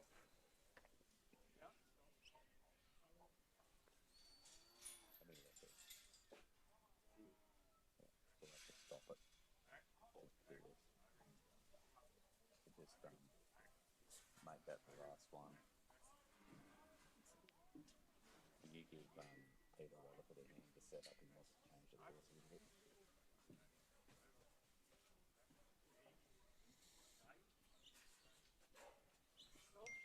So here's Riley Watson and Sully at the moment. This will be the last run for the encouragement cattle. So we'll have a short break and then the AASD Cattle Open Finals will be over here as well. So if I have just called your name for encouragement cattle, my apologies. Which is Paul Adams and Nez and Sharon and Fletcher George and Gus Armstrong and Buzz. They have it settled. Go put your dogs away if you need, because the AASD finals will come over here for their last run in their discipline. So you can hear there in the background, we're just negating things. We've got our encourage events happening for the cattle and the 3 sheep paddock. So we held the 3 sheep paddock encourage off, obviously, for the main event, the Australian Allround Stockdog final, the top 6 that you're currently witnessing here. And we're just going to put a pause on that encourage cattle while we reset the course for this AASD. These guys, they're the pinnacle. We want to see some action. You're at home and I hope you're enjoying it, whether you're watching live or you're watching it back later on. What an event it's been. And this man here, he's got 2 dogs in it. I've been on the phone, texting in the background, trying to get Mr. Dan Camilleri. He's been up till stupid hours last night. He's just texting me, watching the Formula One, bit of a Formula One fanatic.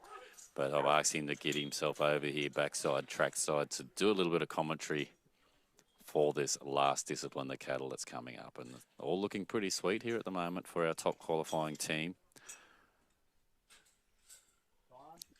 Joey and Nigel Brazier. Nigel Kieran doesn't live too far away from him. I hope you're doing well, Nigel, if you're out there watching. You're just next door to Justin and Amy Dickens supplied our cattle. Thank you to the cattle suppliers, JAD Speckled Park. If you're looking for a bull, maybe consider the Speckled Park. Early maturing, high yielding animals that they are. Also, I'm sure Tony Inder, Tony and Penny, they supplied these lambs for us. They've just had a change in business through health reasons. Tony with his stroke there last year. And mate, you guys, outstanding effort, what you've achieved in a lifetime, and they've sold on their merino stud to the Croak boys. And I'm sure that legacy is going to live on for them. If you're looking for a good merino ram, maybe consider talking to those Croak boys and continue that legacy that the Inders have created. Tony giving so much to the Merino Association as well. He's got that at the National Rams. He does all the work with the kids with the weather trial there. And thank you, Tony, for your contribution to that industry. I'm sure it's going to live on even with you stepping back. And these lambs, they've been testing, they've been just right. I mean, over there we've got the encouraged workers working, and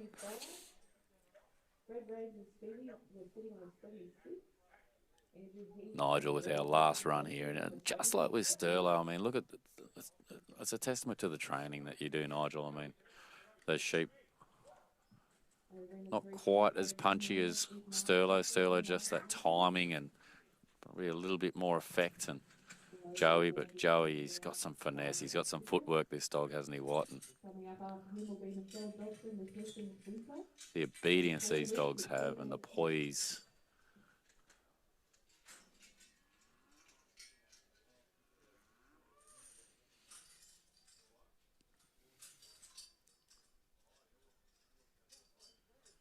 Nigel just talking to Joey, just hold yourself there, Joey, hold it.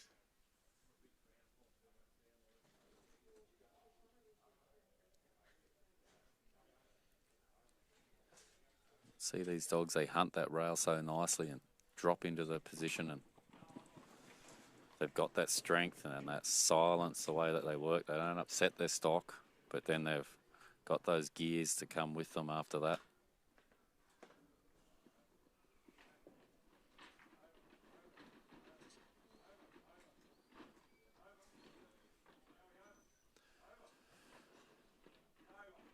Very fortunate. We started 10 or so minutes later than on schedule this morning. Nikki and I just had the opportunity to spend a bit over half an hour. Took Danny over and sat down with another one of the goats we've had here for the weekend in Neville King and his wife Sue.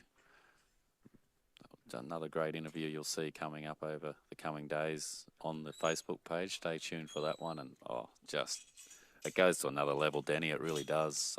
I've got to thank you, mate, for that was your concept last year.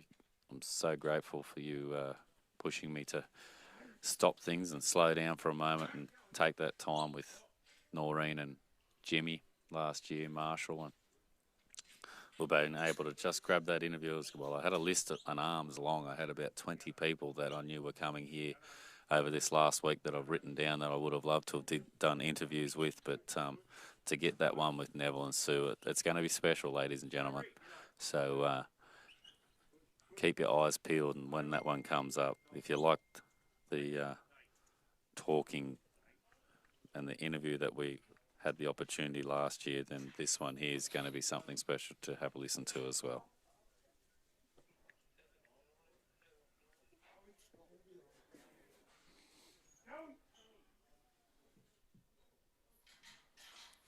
Nigel Brazier and Joe have just finished up their yard finals with a minute. Sterlo had that 84 in the last run. Another 84. An 84 for Joey, 84 for Sterlo. So would you believe it? 393.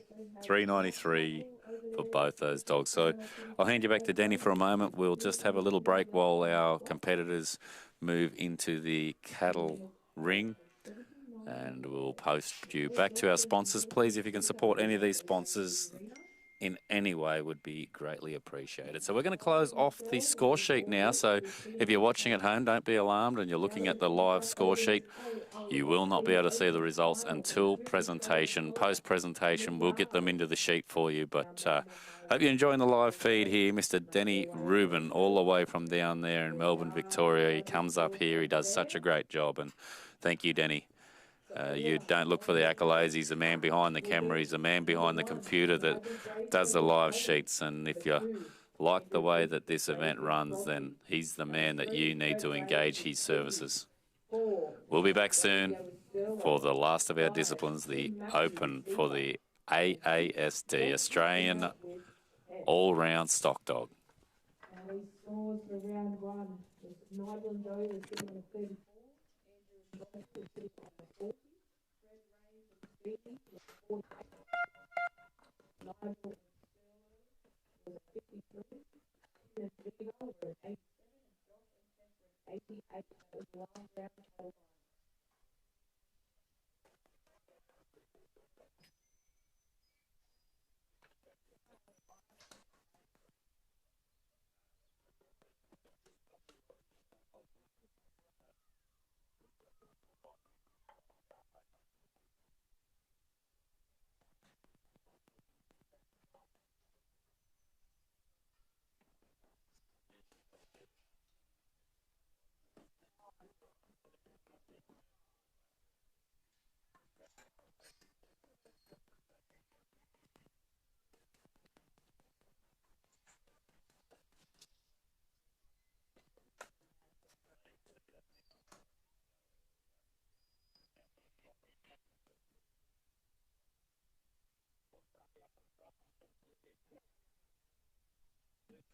The AASD Open final for the Geurie Golden Collar. I have some results so far for these gentlemen and their dogs. Josh Messina with Tess is currently sitting overall total with a 431.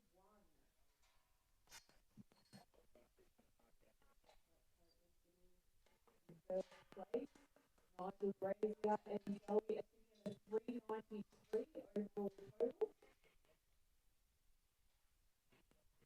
Coming in next is Fred Rains and Speedy, sitting at 372 total. Andrew Heath and Brandon Brockley are sitting at 340 overall total. Tim Mackey and Ziva are sitting at a 330 overall total. So in that spreadsheet, you had Nigel Brazier and Sterling sitting on an 89, Nigel Brazier and Joey sitting on a 98. Tess on a 97, Tim Mackey and Ziva on a 13, Fred Rains and Speedy on a 84, Andrew Heath and Brandon Brockley on a 95. In that yard just then, Andrew Heath and Brandon Brockley on a 47, Fred Rains and Speedy on 88, Tim Mackey and Ziva got an 85, Josh Messina and Tess got a 76, Nigel Brazier and Joey got an 84, I've got an 84 as well. So well done to competitors at the moment. This is currently the live sheet, and we will not have it on our sheets for this cattle round. Highly top secret. The run for the cattle is Nigel and Joey, Andrew and Rocky, Fred and Speedy, Nigel and Sterlo, Tim and Ziva, Josh and Tess.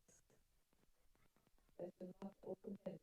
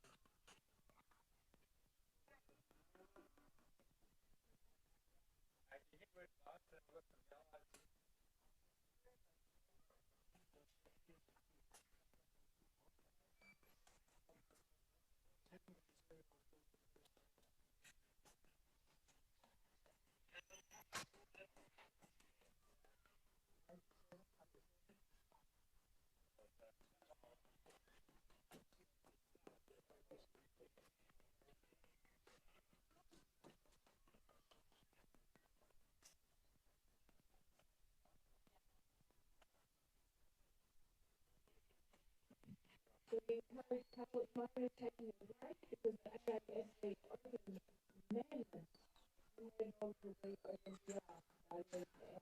Battery is out for that final score.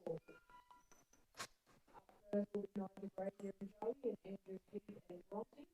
As I was saying before, Joshua Senior and Texas sitting on 431. Nigel and Nicholas Cyril and Joel sitting on 393. Fred and Speedy are sitting on 372. Andrew Heath and Bronte sitting on 340. And Tim Max and Viva are sitting on 330. Now, I don't know what those numbers are telling you, but your cricket match, that's what it is. Numbers, I had to read too many numbers, so I apologize, I can't help you any further than what I am. But all numbers is the same, okay?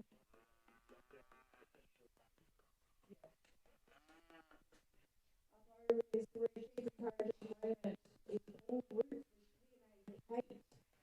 Michelle Johnson just before took the wicket on 87. Also up in third place at the moment, so well done to Michelle and Rita. All roots of DNA Kate up now, and Sharon Steer with Fletcher's George will be coming up next. Apparently we've just had a look at the radar as well. There might be a slight drizzle that is about to come through. Make sure you get your rain jacket on. And if you've got anything that is out in this weather that you don't want to get wet, please make sure that you go and pack it away as well. You've got plenty of time before this Open AASD is about to start. But apparently there is a slight sprinkle on the forecast coming over the horizon.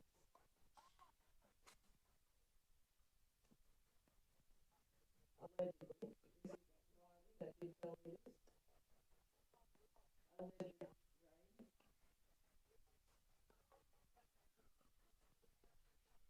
Confirmation for the trust itself that there probably will be rain. Not much yet, but enough to not.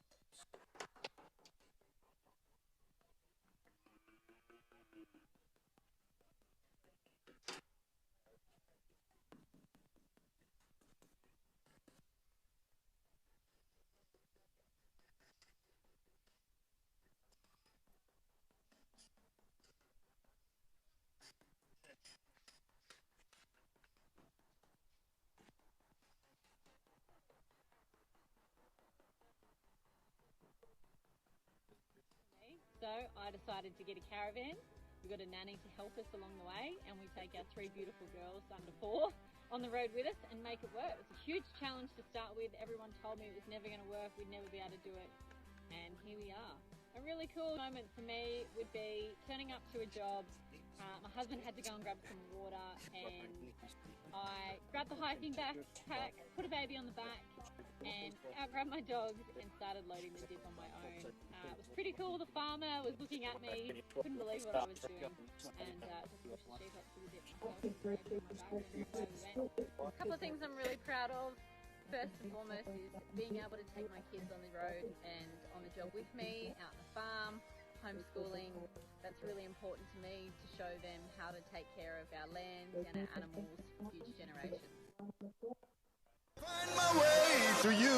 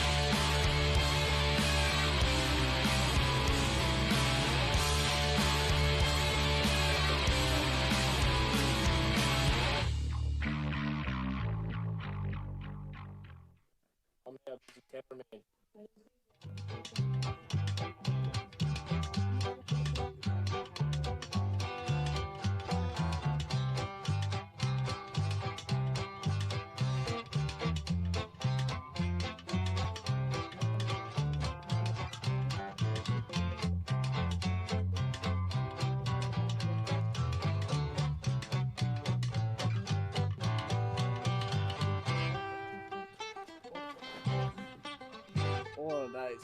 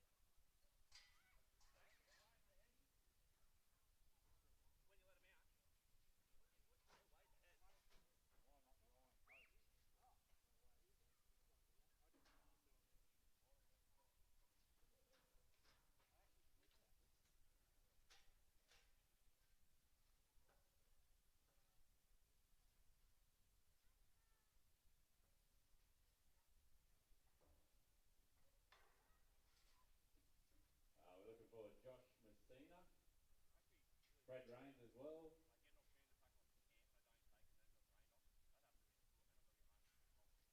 Josh and Fred, I think Fred just shot off to pack the caravan up before it rains, but is he coming in, Josh? Give him a call.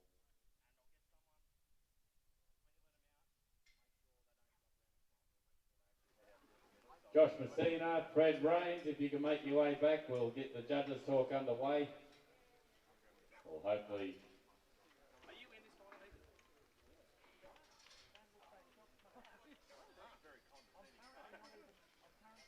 Righto.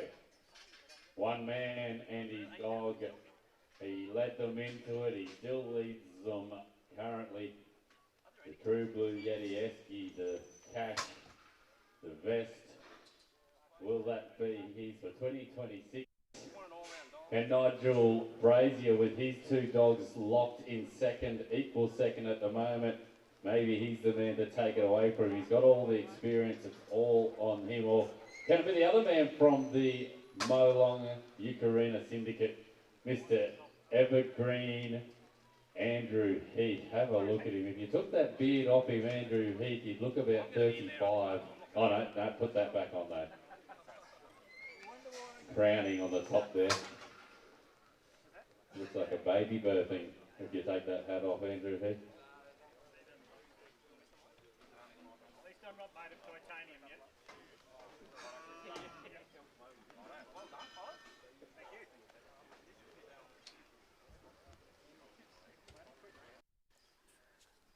So we'll be underway soon. The judges' talk's on, so listen to Peter Rutherford and see what he's got to say.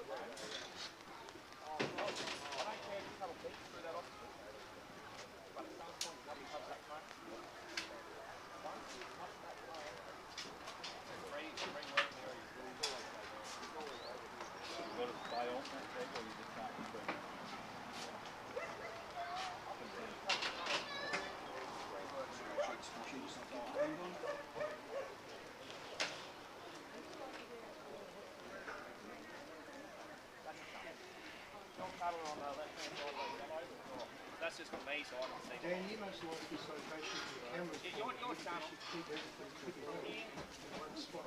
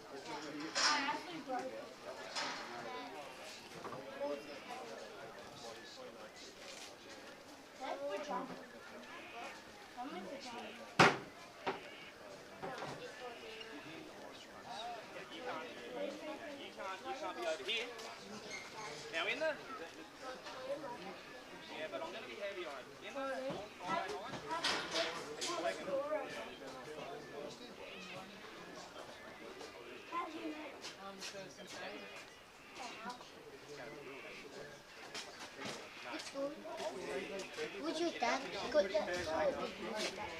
Me. Okay. Righto, Nina over there with Geurie has finished up her turn, which means Sharon, Steer and Fletcher George will make their way in. Following Sharon will be Phil Strackman and Pedro, Cale Rushton and Brock.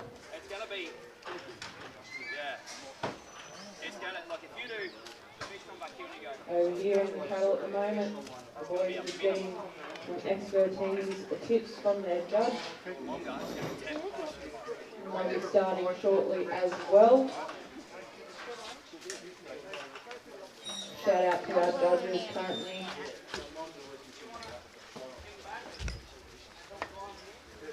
Our judge out there in the 3 sheep in courage, Ollie Hansen.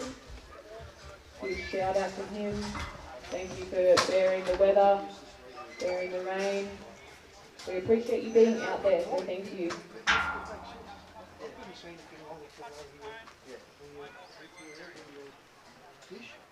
The encouraged cattle before our judge Oscar Thorpe. He doesn't have to bear any rain or any sort of weather. He's up here on the platform, lucky man. But thank you to him, because he's got to count numbers and stuff.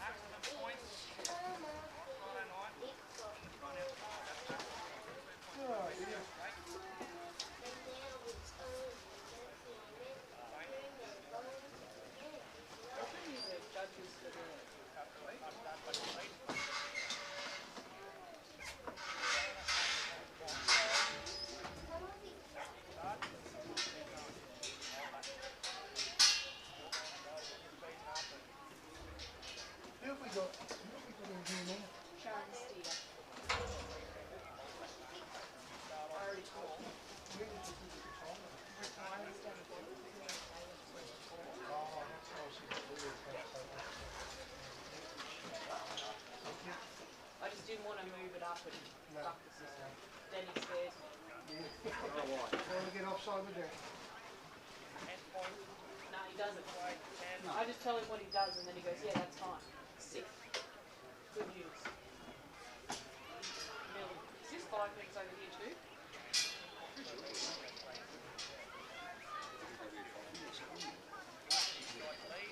Oh no, wait till they start.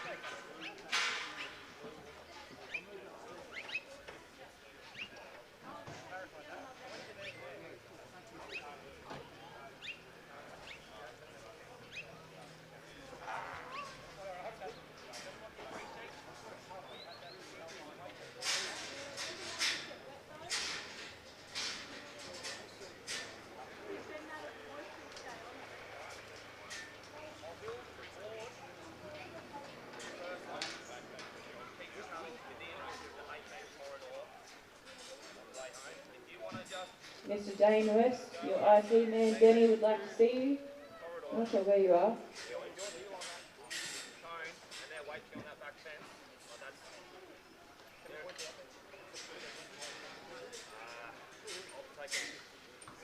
If you're still on your cone and you haven't left, and they're all 3 of them at the fence,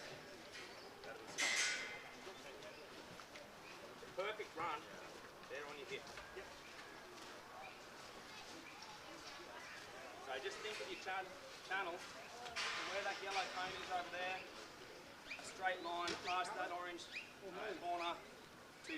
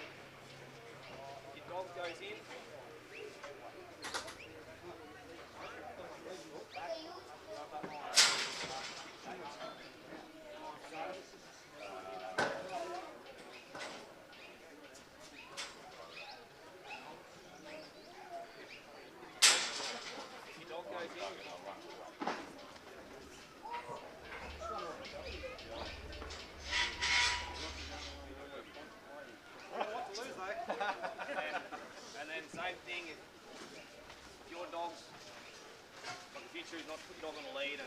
What have we got? We got an extra minute or something? Or? 5 minutes. Yeah, but don't let your dog piss on the way out. And I don't want your dog, even after that goes, like I'm asking what I want your dog running around there and looking and like just keep it with you and get out.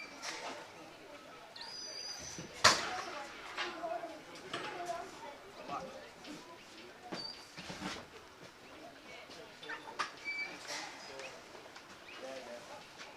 Basically, you only get your free working area for the first pickup, and then no more free working area.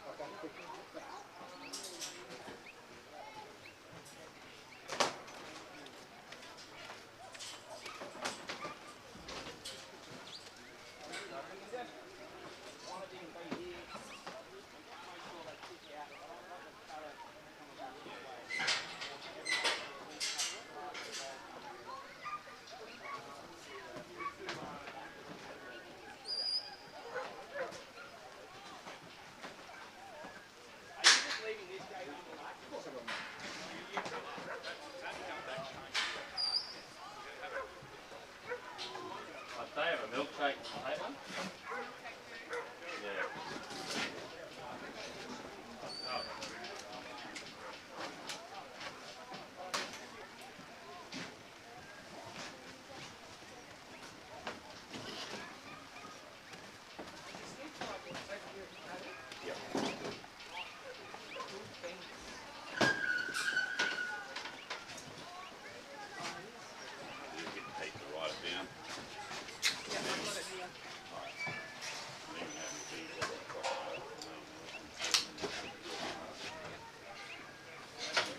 5 minutes, Pete. They're ready for when you go out. Okay, 5 minutes forward. We're waiting for you. Serving this AASD finals for the cattle. We've got Mr. Nigel Brazier and Joey starting us off. This is a 5-minute course over here. And the scores will be revealed at presentation. Up after Nigel and Joey will be Andrew Heath and Brazier's Bronte.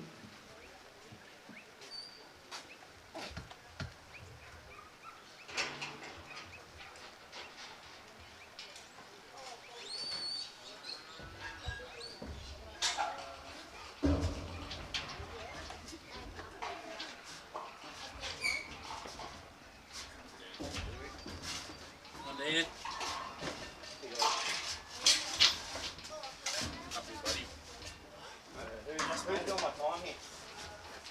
Okay. So as soon as he passes his off, just...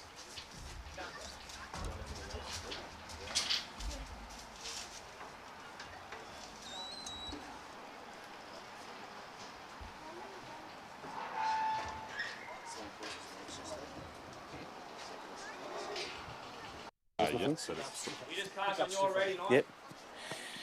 And it's no free work. Only free work is where the pickup is. Yeah, right here. And pick up.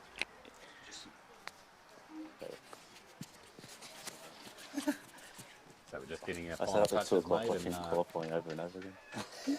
Welcome back to the last discipline here now of the AASD Open Australian All-Round Stockdog. I've got the current champion here for both the novice and the open with his two respective dogs in Sting and Jay. Dan, both your dogs, I mean, Sting led them in this last year, and He did. he had a cracking run there last night for that open three sheep. He actually is the open three sheep champion. Yeah, now. it's a little bit bittersweet, right? I needed that run with Jay To get in, to get into this event. But nevertheless, like, we've got some amazing competitors here. You know, some really handy dogs and guys that have made competitions like this before, like in the SSSD and the USD, and done really well. I think Booney's won. Sorry, Nigel Brazier, he's won 2 USDs.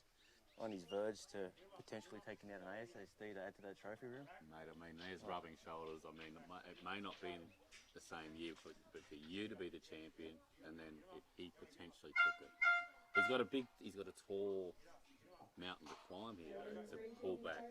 We've closed off the points, but there's a fair gap between him and Josh at the moment. Josh with a 431 going in. Nigel's two dogs are in second with a 393. Yeah, absolutely, and taking nothing away from Nige, but like well deserved to Josh yesterday. Like so consistent amongst all three disciplines. I think he went in the free shoot with a 97. I'm just going to show you this.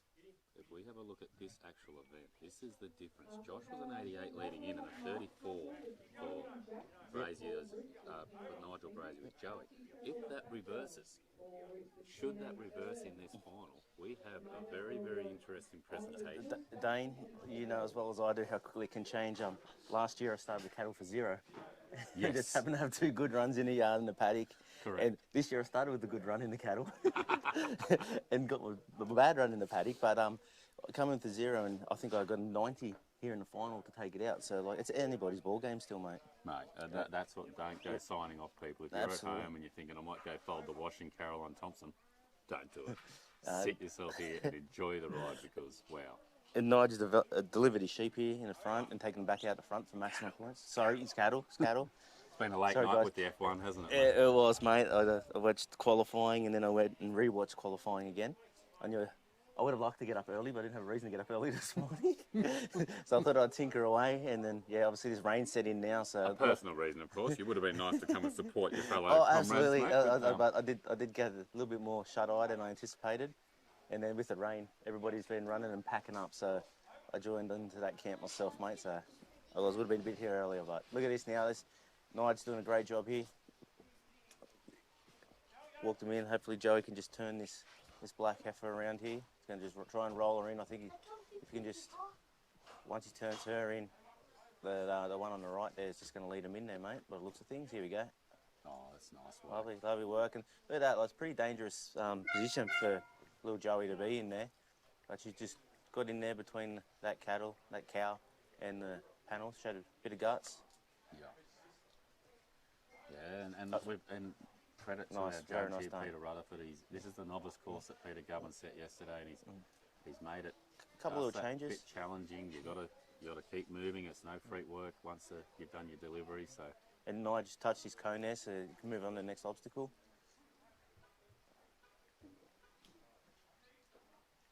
Our yellow markers out there, that'd be boundary markers for our judge, Pete Rutherford, to use as reference points, Dane. I missed the judge's talk, but I'm assuming that's the case. Yeah. Yep. Oh, lovely. Look at that, straight through. Not sure how he's going for time here, but it's been pretty smooth run thus far. Got him pretty well broke now.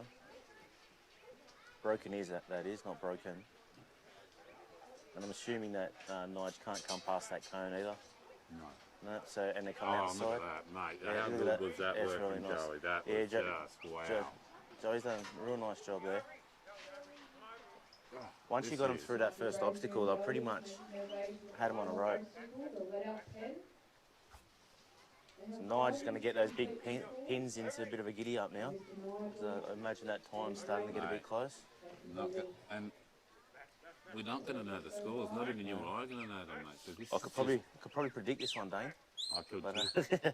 but it's going pretty good. And actually what I like there as well, that put away gate wasn't chained, which is really cool.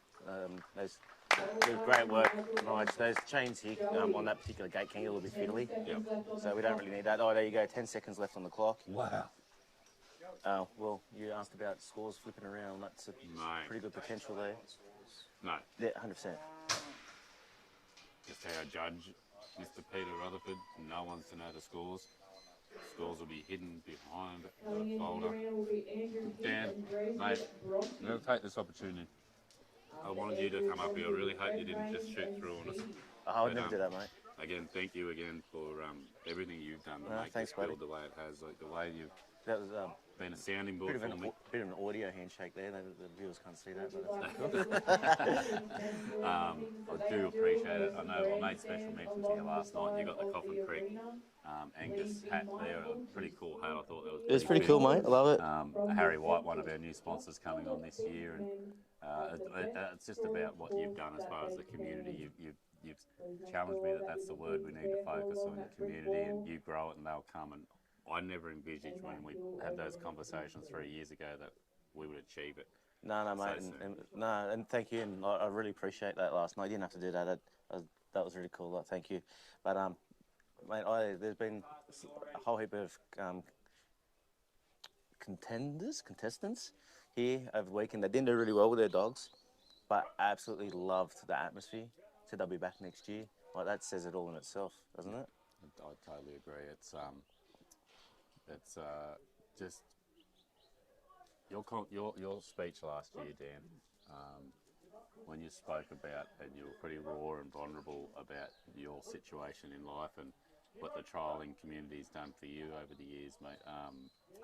That's the tearjerker, and that's the one that really gets a event organizer looking at the bigger why of why something like this is really worth those moments. Where I've had those moments myself. I spoke to Neville King and Sue this morning in our interview that'll be coming up, and we spoke a bit about mental health and even myself with just talking to a psychologist. Nothing major, mate, in life, but just to keep yourself on track. And anyone out there going through things, I know Dan's always got the phone open if you want to talk to him, and I'm the same. But mate, this trialling community, it's something special. Oh, it is, mate. It is, and for the most part, most people can leave their egos aside and have a yarn, honest yarn.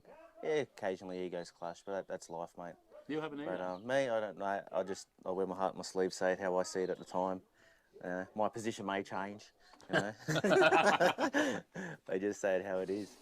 So we got Andrew Heath and Bronte here, don't we? And sometimes people look on that, they get a little bit mixed up between ego and passion too, don't they? Yeah, So, absolutely. I mean, we look at that, but yeah, we're back to, it's Brazier's Bronte. Yeah, Brazier Bronte. Bronte, Just saw Brazier out there, and this is a dog bred by his prefix in his kennel. And It's one his son trained, isn't it? and Mr. Robbie's it dog. is Robbie Heath's Yeah. dog. Let's be clear, it is not trained by Andrew. Andrew just reaps the benefits and accolades of his son's hard work. So she had a bit of problems lifting them there. They are getting a little heavy, but she's delivered them there now. So she's going to get a score. And Andrew's just going to try and shape them up to get them to head to the next obstacle. And if you can not get in the eye of this one here too much, I'd say this one's just going to trud. If you get around that little pen there, it's going to trud straight down that fence line. Trud's a word, isn't it, Dane? I think I heard that on Happy Gilmore. We'll run with it. Yeah, Like, it is if now. you don't go making too much point of it, people will move on. Oh, at what point? Hold on. No, but just while we're watching Bronte here, get these up, like what you've done here, you, Nikki, the whole committee, your volunteers, mate, you are building that community, and it's come along great. And I don't know anyone that they might have had bad runs, but never had a bad time. Here you go. Told you that one was looking pretty good, wasn't it? But now it's going off course. Well, unfortunately, I think this is going to be a little bit of an issue here for Bronte if it doesn't decide to. Oh, no, lovely. She can duck through that. Yeah, I thought that was going to go and head for that corner, and she might have a bit of issues lifting that, but she hasn't. She's done a really good job. Just tuck in there now, though, and just sit with those other two. It's not looking like it's wanting to. It's going to try and he's unfortunately now we've got to stay on course and keep moving. Yep. That's the other thing. So you can't kneel free work like we did all weekend and hold weight Correct. of those stock for the home in pigeon. She can't even get an eye and help feather them along. So this is really coming down to some good stockmanship and the strength of this dog, Bronte, Brazier's Bronte. And I don't think we want too much bite in these cave play. I found myself the other days, if you wanted to got a little bit impatient and put a little bite on, most of the time it turned into a fight rather than flow. So. But how good are these cattle? These Dogs. Cattle of the Dickens family Oh, at they've been fantastic. Speckled Park, mate. I mean, I can vouch for their taste too, mate. Won the whole esky there last year. True. Yeah, Yes. all the steaks and sausages for months, mate, and they were proper tasty. Probably Mate, that was meant to be $600 worth, and half of it was in cash. I feel like they give us about $1,500 worth of value there for $600. Oh, it was mate. outstanding. The missus coming off the cattle property station herself. She was into the grass-fed beef straight away, mate. And, he's gonna get there. He's gonna get there. Oh wow! Inside, and look he's at touched this. his cone, and hopefully he doesn't start a bit of a fight here, Bronte. It's all right. No crosses in here either, right? No working crosses. No. Is that, Bad luck. no, is that here? No, that's not here. No. That's not you. Sorry, that was just a bit of a mix-up there. That was the 3 sheep buzzer behind us. So. Bad luck, but I mean, But not set up on the right side. But he's got his leaders now. All he has to do is turn ahead, and Mate, I reckon he's going to have a couple seconds left here. AASD Open Cattle. Oh, good work. Well done. Well done. Look, he wasn't in the running for the win, but I mean, he's a competitor, and you could tell it almost. But credit to me. It's not even. Take a bow, Mr. B. It's not even down to the win at this time, Dane. It's No. about the satisfaction Oh, of isn't it getting every run you can together. And that is a win, though, in itself. 100%. That is a win in the itself. little ones, the 1%ers. But the way There he, were- the there way were he plenty of 1%ers recomposed there. himself on the fly, isn't it Yeah. a true champion? Yeah. Could you not argue? Oh, I that mean, could have frazzled anyone. Mate, that little I've bell seen shit plenty there. of people give up on less, and yeah, credit to him. That is a true champion right there. And actually, it was really good that you haven't changed the buzzers for each event either, because we got the bell here on the That's cattle. right. So really, that's on him. Well, He knows the bell, but I mean, he has come from that. It So was there's a just- lot going on. It was bad timing, right? Yeah, that's right. That's right. It was It's just a bad timing. coincidence as well. You're right. Coincidence. So we got Mr. Fred Rains here, absolute gentleman of a fella with Speedy. Hopefully Speedy's not too speedy here, because don't want to upset these cattle. But he's a It's proper probably an dog too. afterthought now, but you call your dog Speedy, and you're probably wanting a bit more poise. Maybe. It's, Maybe I I hope the should- dog doesn't know the meaning. So you're saying maybe I should have changed Sting's name from Sting? Less Sting? I'm throwing Spider. insinuation out there, but yes, I could potentially. Yeah. It has its good points, but geez, it brings us unstuck more than it does. Let's get us around. But look, let's not read into it a little bit. Here we go. Oh yeah. Oh, And hopefully, this is what you I- said. This is what you yeah. said. He could upset his cattle here right now. Well, I think they've probably been around enough times, these cattle now over the weekend, that you're going to get away with a little bit of that. But what you are going to lose is trust. Like, you could see that cow just kick out Head straight up. away. Head up. You know. That's all, like in the last run, that white cow. Now we've got this cow here that's looking up here into the grandstand. Yeah, and they'd be delivered there. And this, yep. So Fred can go on a walk here. Anyone that doesn't know Fred Rains, based out near Coonamunga, absolute gentleman of a bloke. He has another USD winner. All right, like. And like we spoke in the yard, he's got his Patreon there. We don't mind promoting that because, mate, like what he does, he's got that free. While he charges for the Patreon, only $35. It's not even a carton a month, not a week, a month. But then he also They got across there. Some good work there for Fred. then he also gives up his time every Tuesday night. Mate, Every Tuesday night in that young area, if they're not at his place at Brawling Springs, they're out at someone else's place. He shares it around. So and they train. I think from. So that's even bigger for him to jump in the car and go up the road. Every week. What a commitment! I get the text 4 hours away. He goes, one day might be passed through my auntie and uncle living Hang on a there. minute, I don't get those texts. What's going on? I'm going to bring that up. But I might be in his area one time. Well, he's actually hosting for the Australian Utility Stockdog Association. Yeah, nice. On the 4th of July, he's hosting a day at his place, a training day. Awesome. Giving his time away again. Awesome. Yeah, and that's what it's about, mate. Like that's this guy. He's going to be written up in the books. I'm telling you. Oh, mate, absolute gentleman. Haven't got enough time. Doesn't do it for it. for Does it Fred. for his own benefit, for him and his dogs. That's all he does it for. Just that little bit of. Yeah. Oh, mate, I could sit down and talk to him all day. Like, I can never not give him enough time. Like, and the same and vice versa, mate. You want to have a yarn, he's always there. Crack him, bloke. Yeah, and look at the way he just he's timed that coming walk. through here. He timed that walk and straightened that front cow because she's getting a bit of a roll on this little heifer. And he's gonna have to push and block at the same time here. I think. She's Oh no, she's got to look. Oh, go away! Go away! And anyone out there listening, you'll notice it isn't a flute. Fred just uses a different whistle to most competitors. He uses normally what most people use for a stop whistle there. Mate, I think it's because I know I can't do it. Yeah. Oh, they are pretty difficult to blow a different tune through. Mm-hmm. And every time he breathes, you can hear a bit of a tune come through there. But this has been great setup. Look at these set up right for that thing. Lovely spot. I don't. Wow, this is so cool to watch. He's got to get back. He's got to touch that panel. There he goes. See the hand touching. So he's met the obstacle. Now he's got to get... crack and run. Try and divide these, Dave. They've had 3 pens. Mate, here. I said to you, we weren't going to be privy to them either. Like they kept... Did our live stream dropped? Just a minute. Just restart. Still recorded though. Yeah. Tess is eager. Tess is turning. Doesn't she look like a sun bear now with a bit more weight? Actually, I think Josh was telling me before he went down on Friday night that this was his first cattle trial ever as well. Go We're away. going with Tess. It was the first time he's ever worked cattle. Like, first cattle trial, sorry. Go away. Yeah, they were talking over in the grandstand just before he ran, and I asked him if I thought he was maybe selling me a furthy, but Wow. oh, Don't you hate people like that? no, he's good. No, I hate them because they're just... Hate's a strong word, Dane. It's like a natural sportsman, mate. Like, This one is been a little difficult. I was going to use another word, but I remember we're recording now. yeah, now, a bit like that other white beast a couple of runs ago, though. If you just tuck her back in and settle her. And he, one thing, I don't know if it's known for his head there, like he was up with a few points coming in, so putting him up for the side in delivery and not for the front isn't the end of the world either. No, it's only 3 points, isn't it? A point per.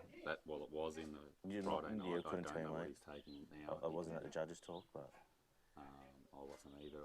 just the delivering them is going to be the main thing here. He's going to really want to deliver these cattle. That's just feeling this heifer. If he can just get. But bark hasn't been the worst thing this weekend either. No, not at all. Just got to get this delivery. Say too much of that, Dane. We'll have all Hunaways here next year, mate. That's okay. Wolfing them around. It'll be good to see. Nothing wrong with a good Hunaway. I'd love to see some other breeds out here. Yeah. Might see a Belgian Malinois. Oh, yeah, no, we don't want to see that, mate. She's a pest. You all good there, Danny? Yeah, I just got the next back. Just the rain. I'm not sure if they would deliver there or not. I don't think they were.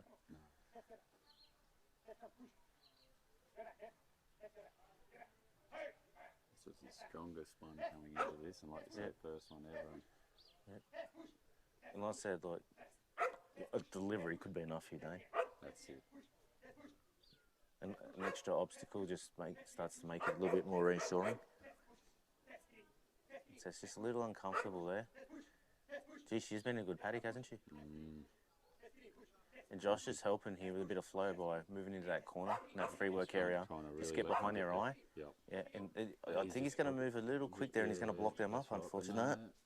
No, it was good timing there. He's going to get around, so he's got him delivered. He's a real time trial, this bloke. He just can't help himself with moving. And, mate, if he can get Tess behind here, this one's probably going to run up the fence. Yep, if he can get around here quick and keep that one rolling on that fence. And time is going to be his problem, but every time he gets an obstacle here, it's a bit more of an insurance policy, right? It is, yeah, and this is where his strength is. Like I say, have a look at the Josh Messina stride. Oh, mate, I remember at your Geurie utility a couple of years ago, there was 49 dogs all day, like for the first day. No one got through. He's actually just wandered inside his cone a little bit there, which might cost him. I think it's free work though up until then he's just got to touch his okay. I could be wrong. Don't quote me on it. But yeah, sorry, there was 49 dogs and he was the last dog of the day, number 50. He got through it, mate. You should have seen him march. I could just picture it. Oh, he put the big ones in. I love him. He put the big ones in. And there you tell you go. what, If you could just turn this one here around, send it with its mates. Oh, there's one beast. Like you said, just one more and he's pretty much got this locked in and they're going to come back on him. He's got to keep walking though. Yeah. To my knowledge, but... And main thing is now just staying in the fight. Yeah, just don't give up. Just don't give up here. He's giving himself a bit of a wipe. And he wouldn't have a lot of time, maybe a minute, tops. Mate, it will seem forever for him standing at that peg, but he's already got an obstacle, so... Yeah, he's lost a couple of points off course, but it's... Doesn't have to go back through the obstacle, just can bring him straight into the next one where he's standing. Yep.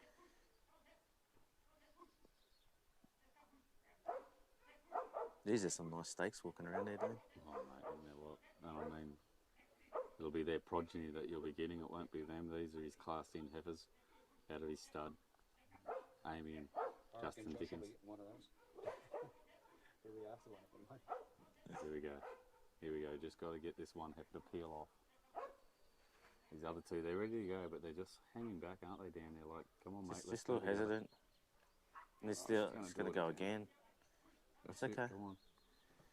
And I mean, it's a big ass. So this dog doesn't even do real work. It's he gets it every other day when he gets a chance for his neighbour. He goes and gives him a hand, but he's got his hay business that he's built up on his little block down there at Coomera. Still shoeing all over the place, shoeing a lot in, shoeing a lot of ponies in. Trying to have that work-life in balance Sydney, with family. and that's time there. Bad luck. So he's missed 2 obstacles in the put away. This is now. Going to come down to the wire. It is, isn't it? Now a nail. That was the only dog that didn't get around too. He was begging me last night that we have no final today. He's like, why did you do this to me today? AASD Open Finals. I just hope that reinvigorates him because he's been in a little bit of a slump at the moment just with his trialling. He hasn't been out doing much training. So that also highlights how good that man and dog, that team is, because they haven't been doing much. Look, mate, I can speak firsthand. Second, it's young family, mate. It's hard to get away. Mate. And even when you do, you feel a bit and guilty. he's supporting his wife, like you said. She's been doing a lot of her horse stuff. She's pretty passionate on that front. So trying to have the balance across all that. Stop this live stream and start another one for the presentations. You do that? Cool. So we'll drop off with this live stream now, but just jump on the page and stay tuned. We'll have another one coming very shortly for our AASD final results for not only the Open but the novice as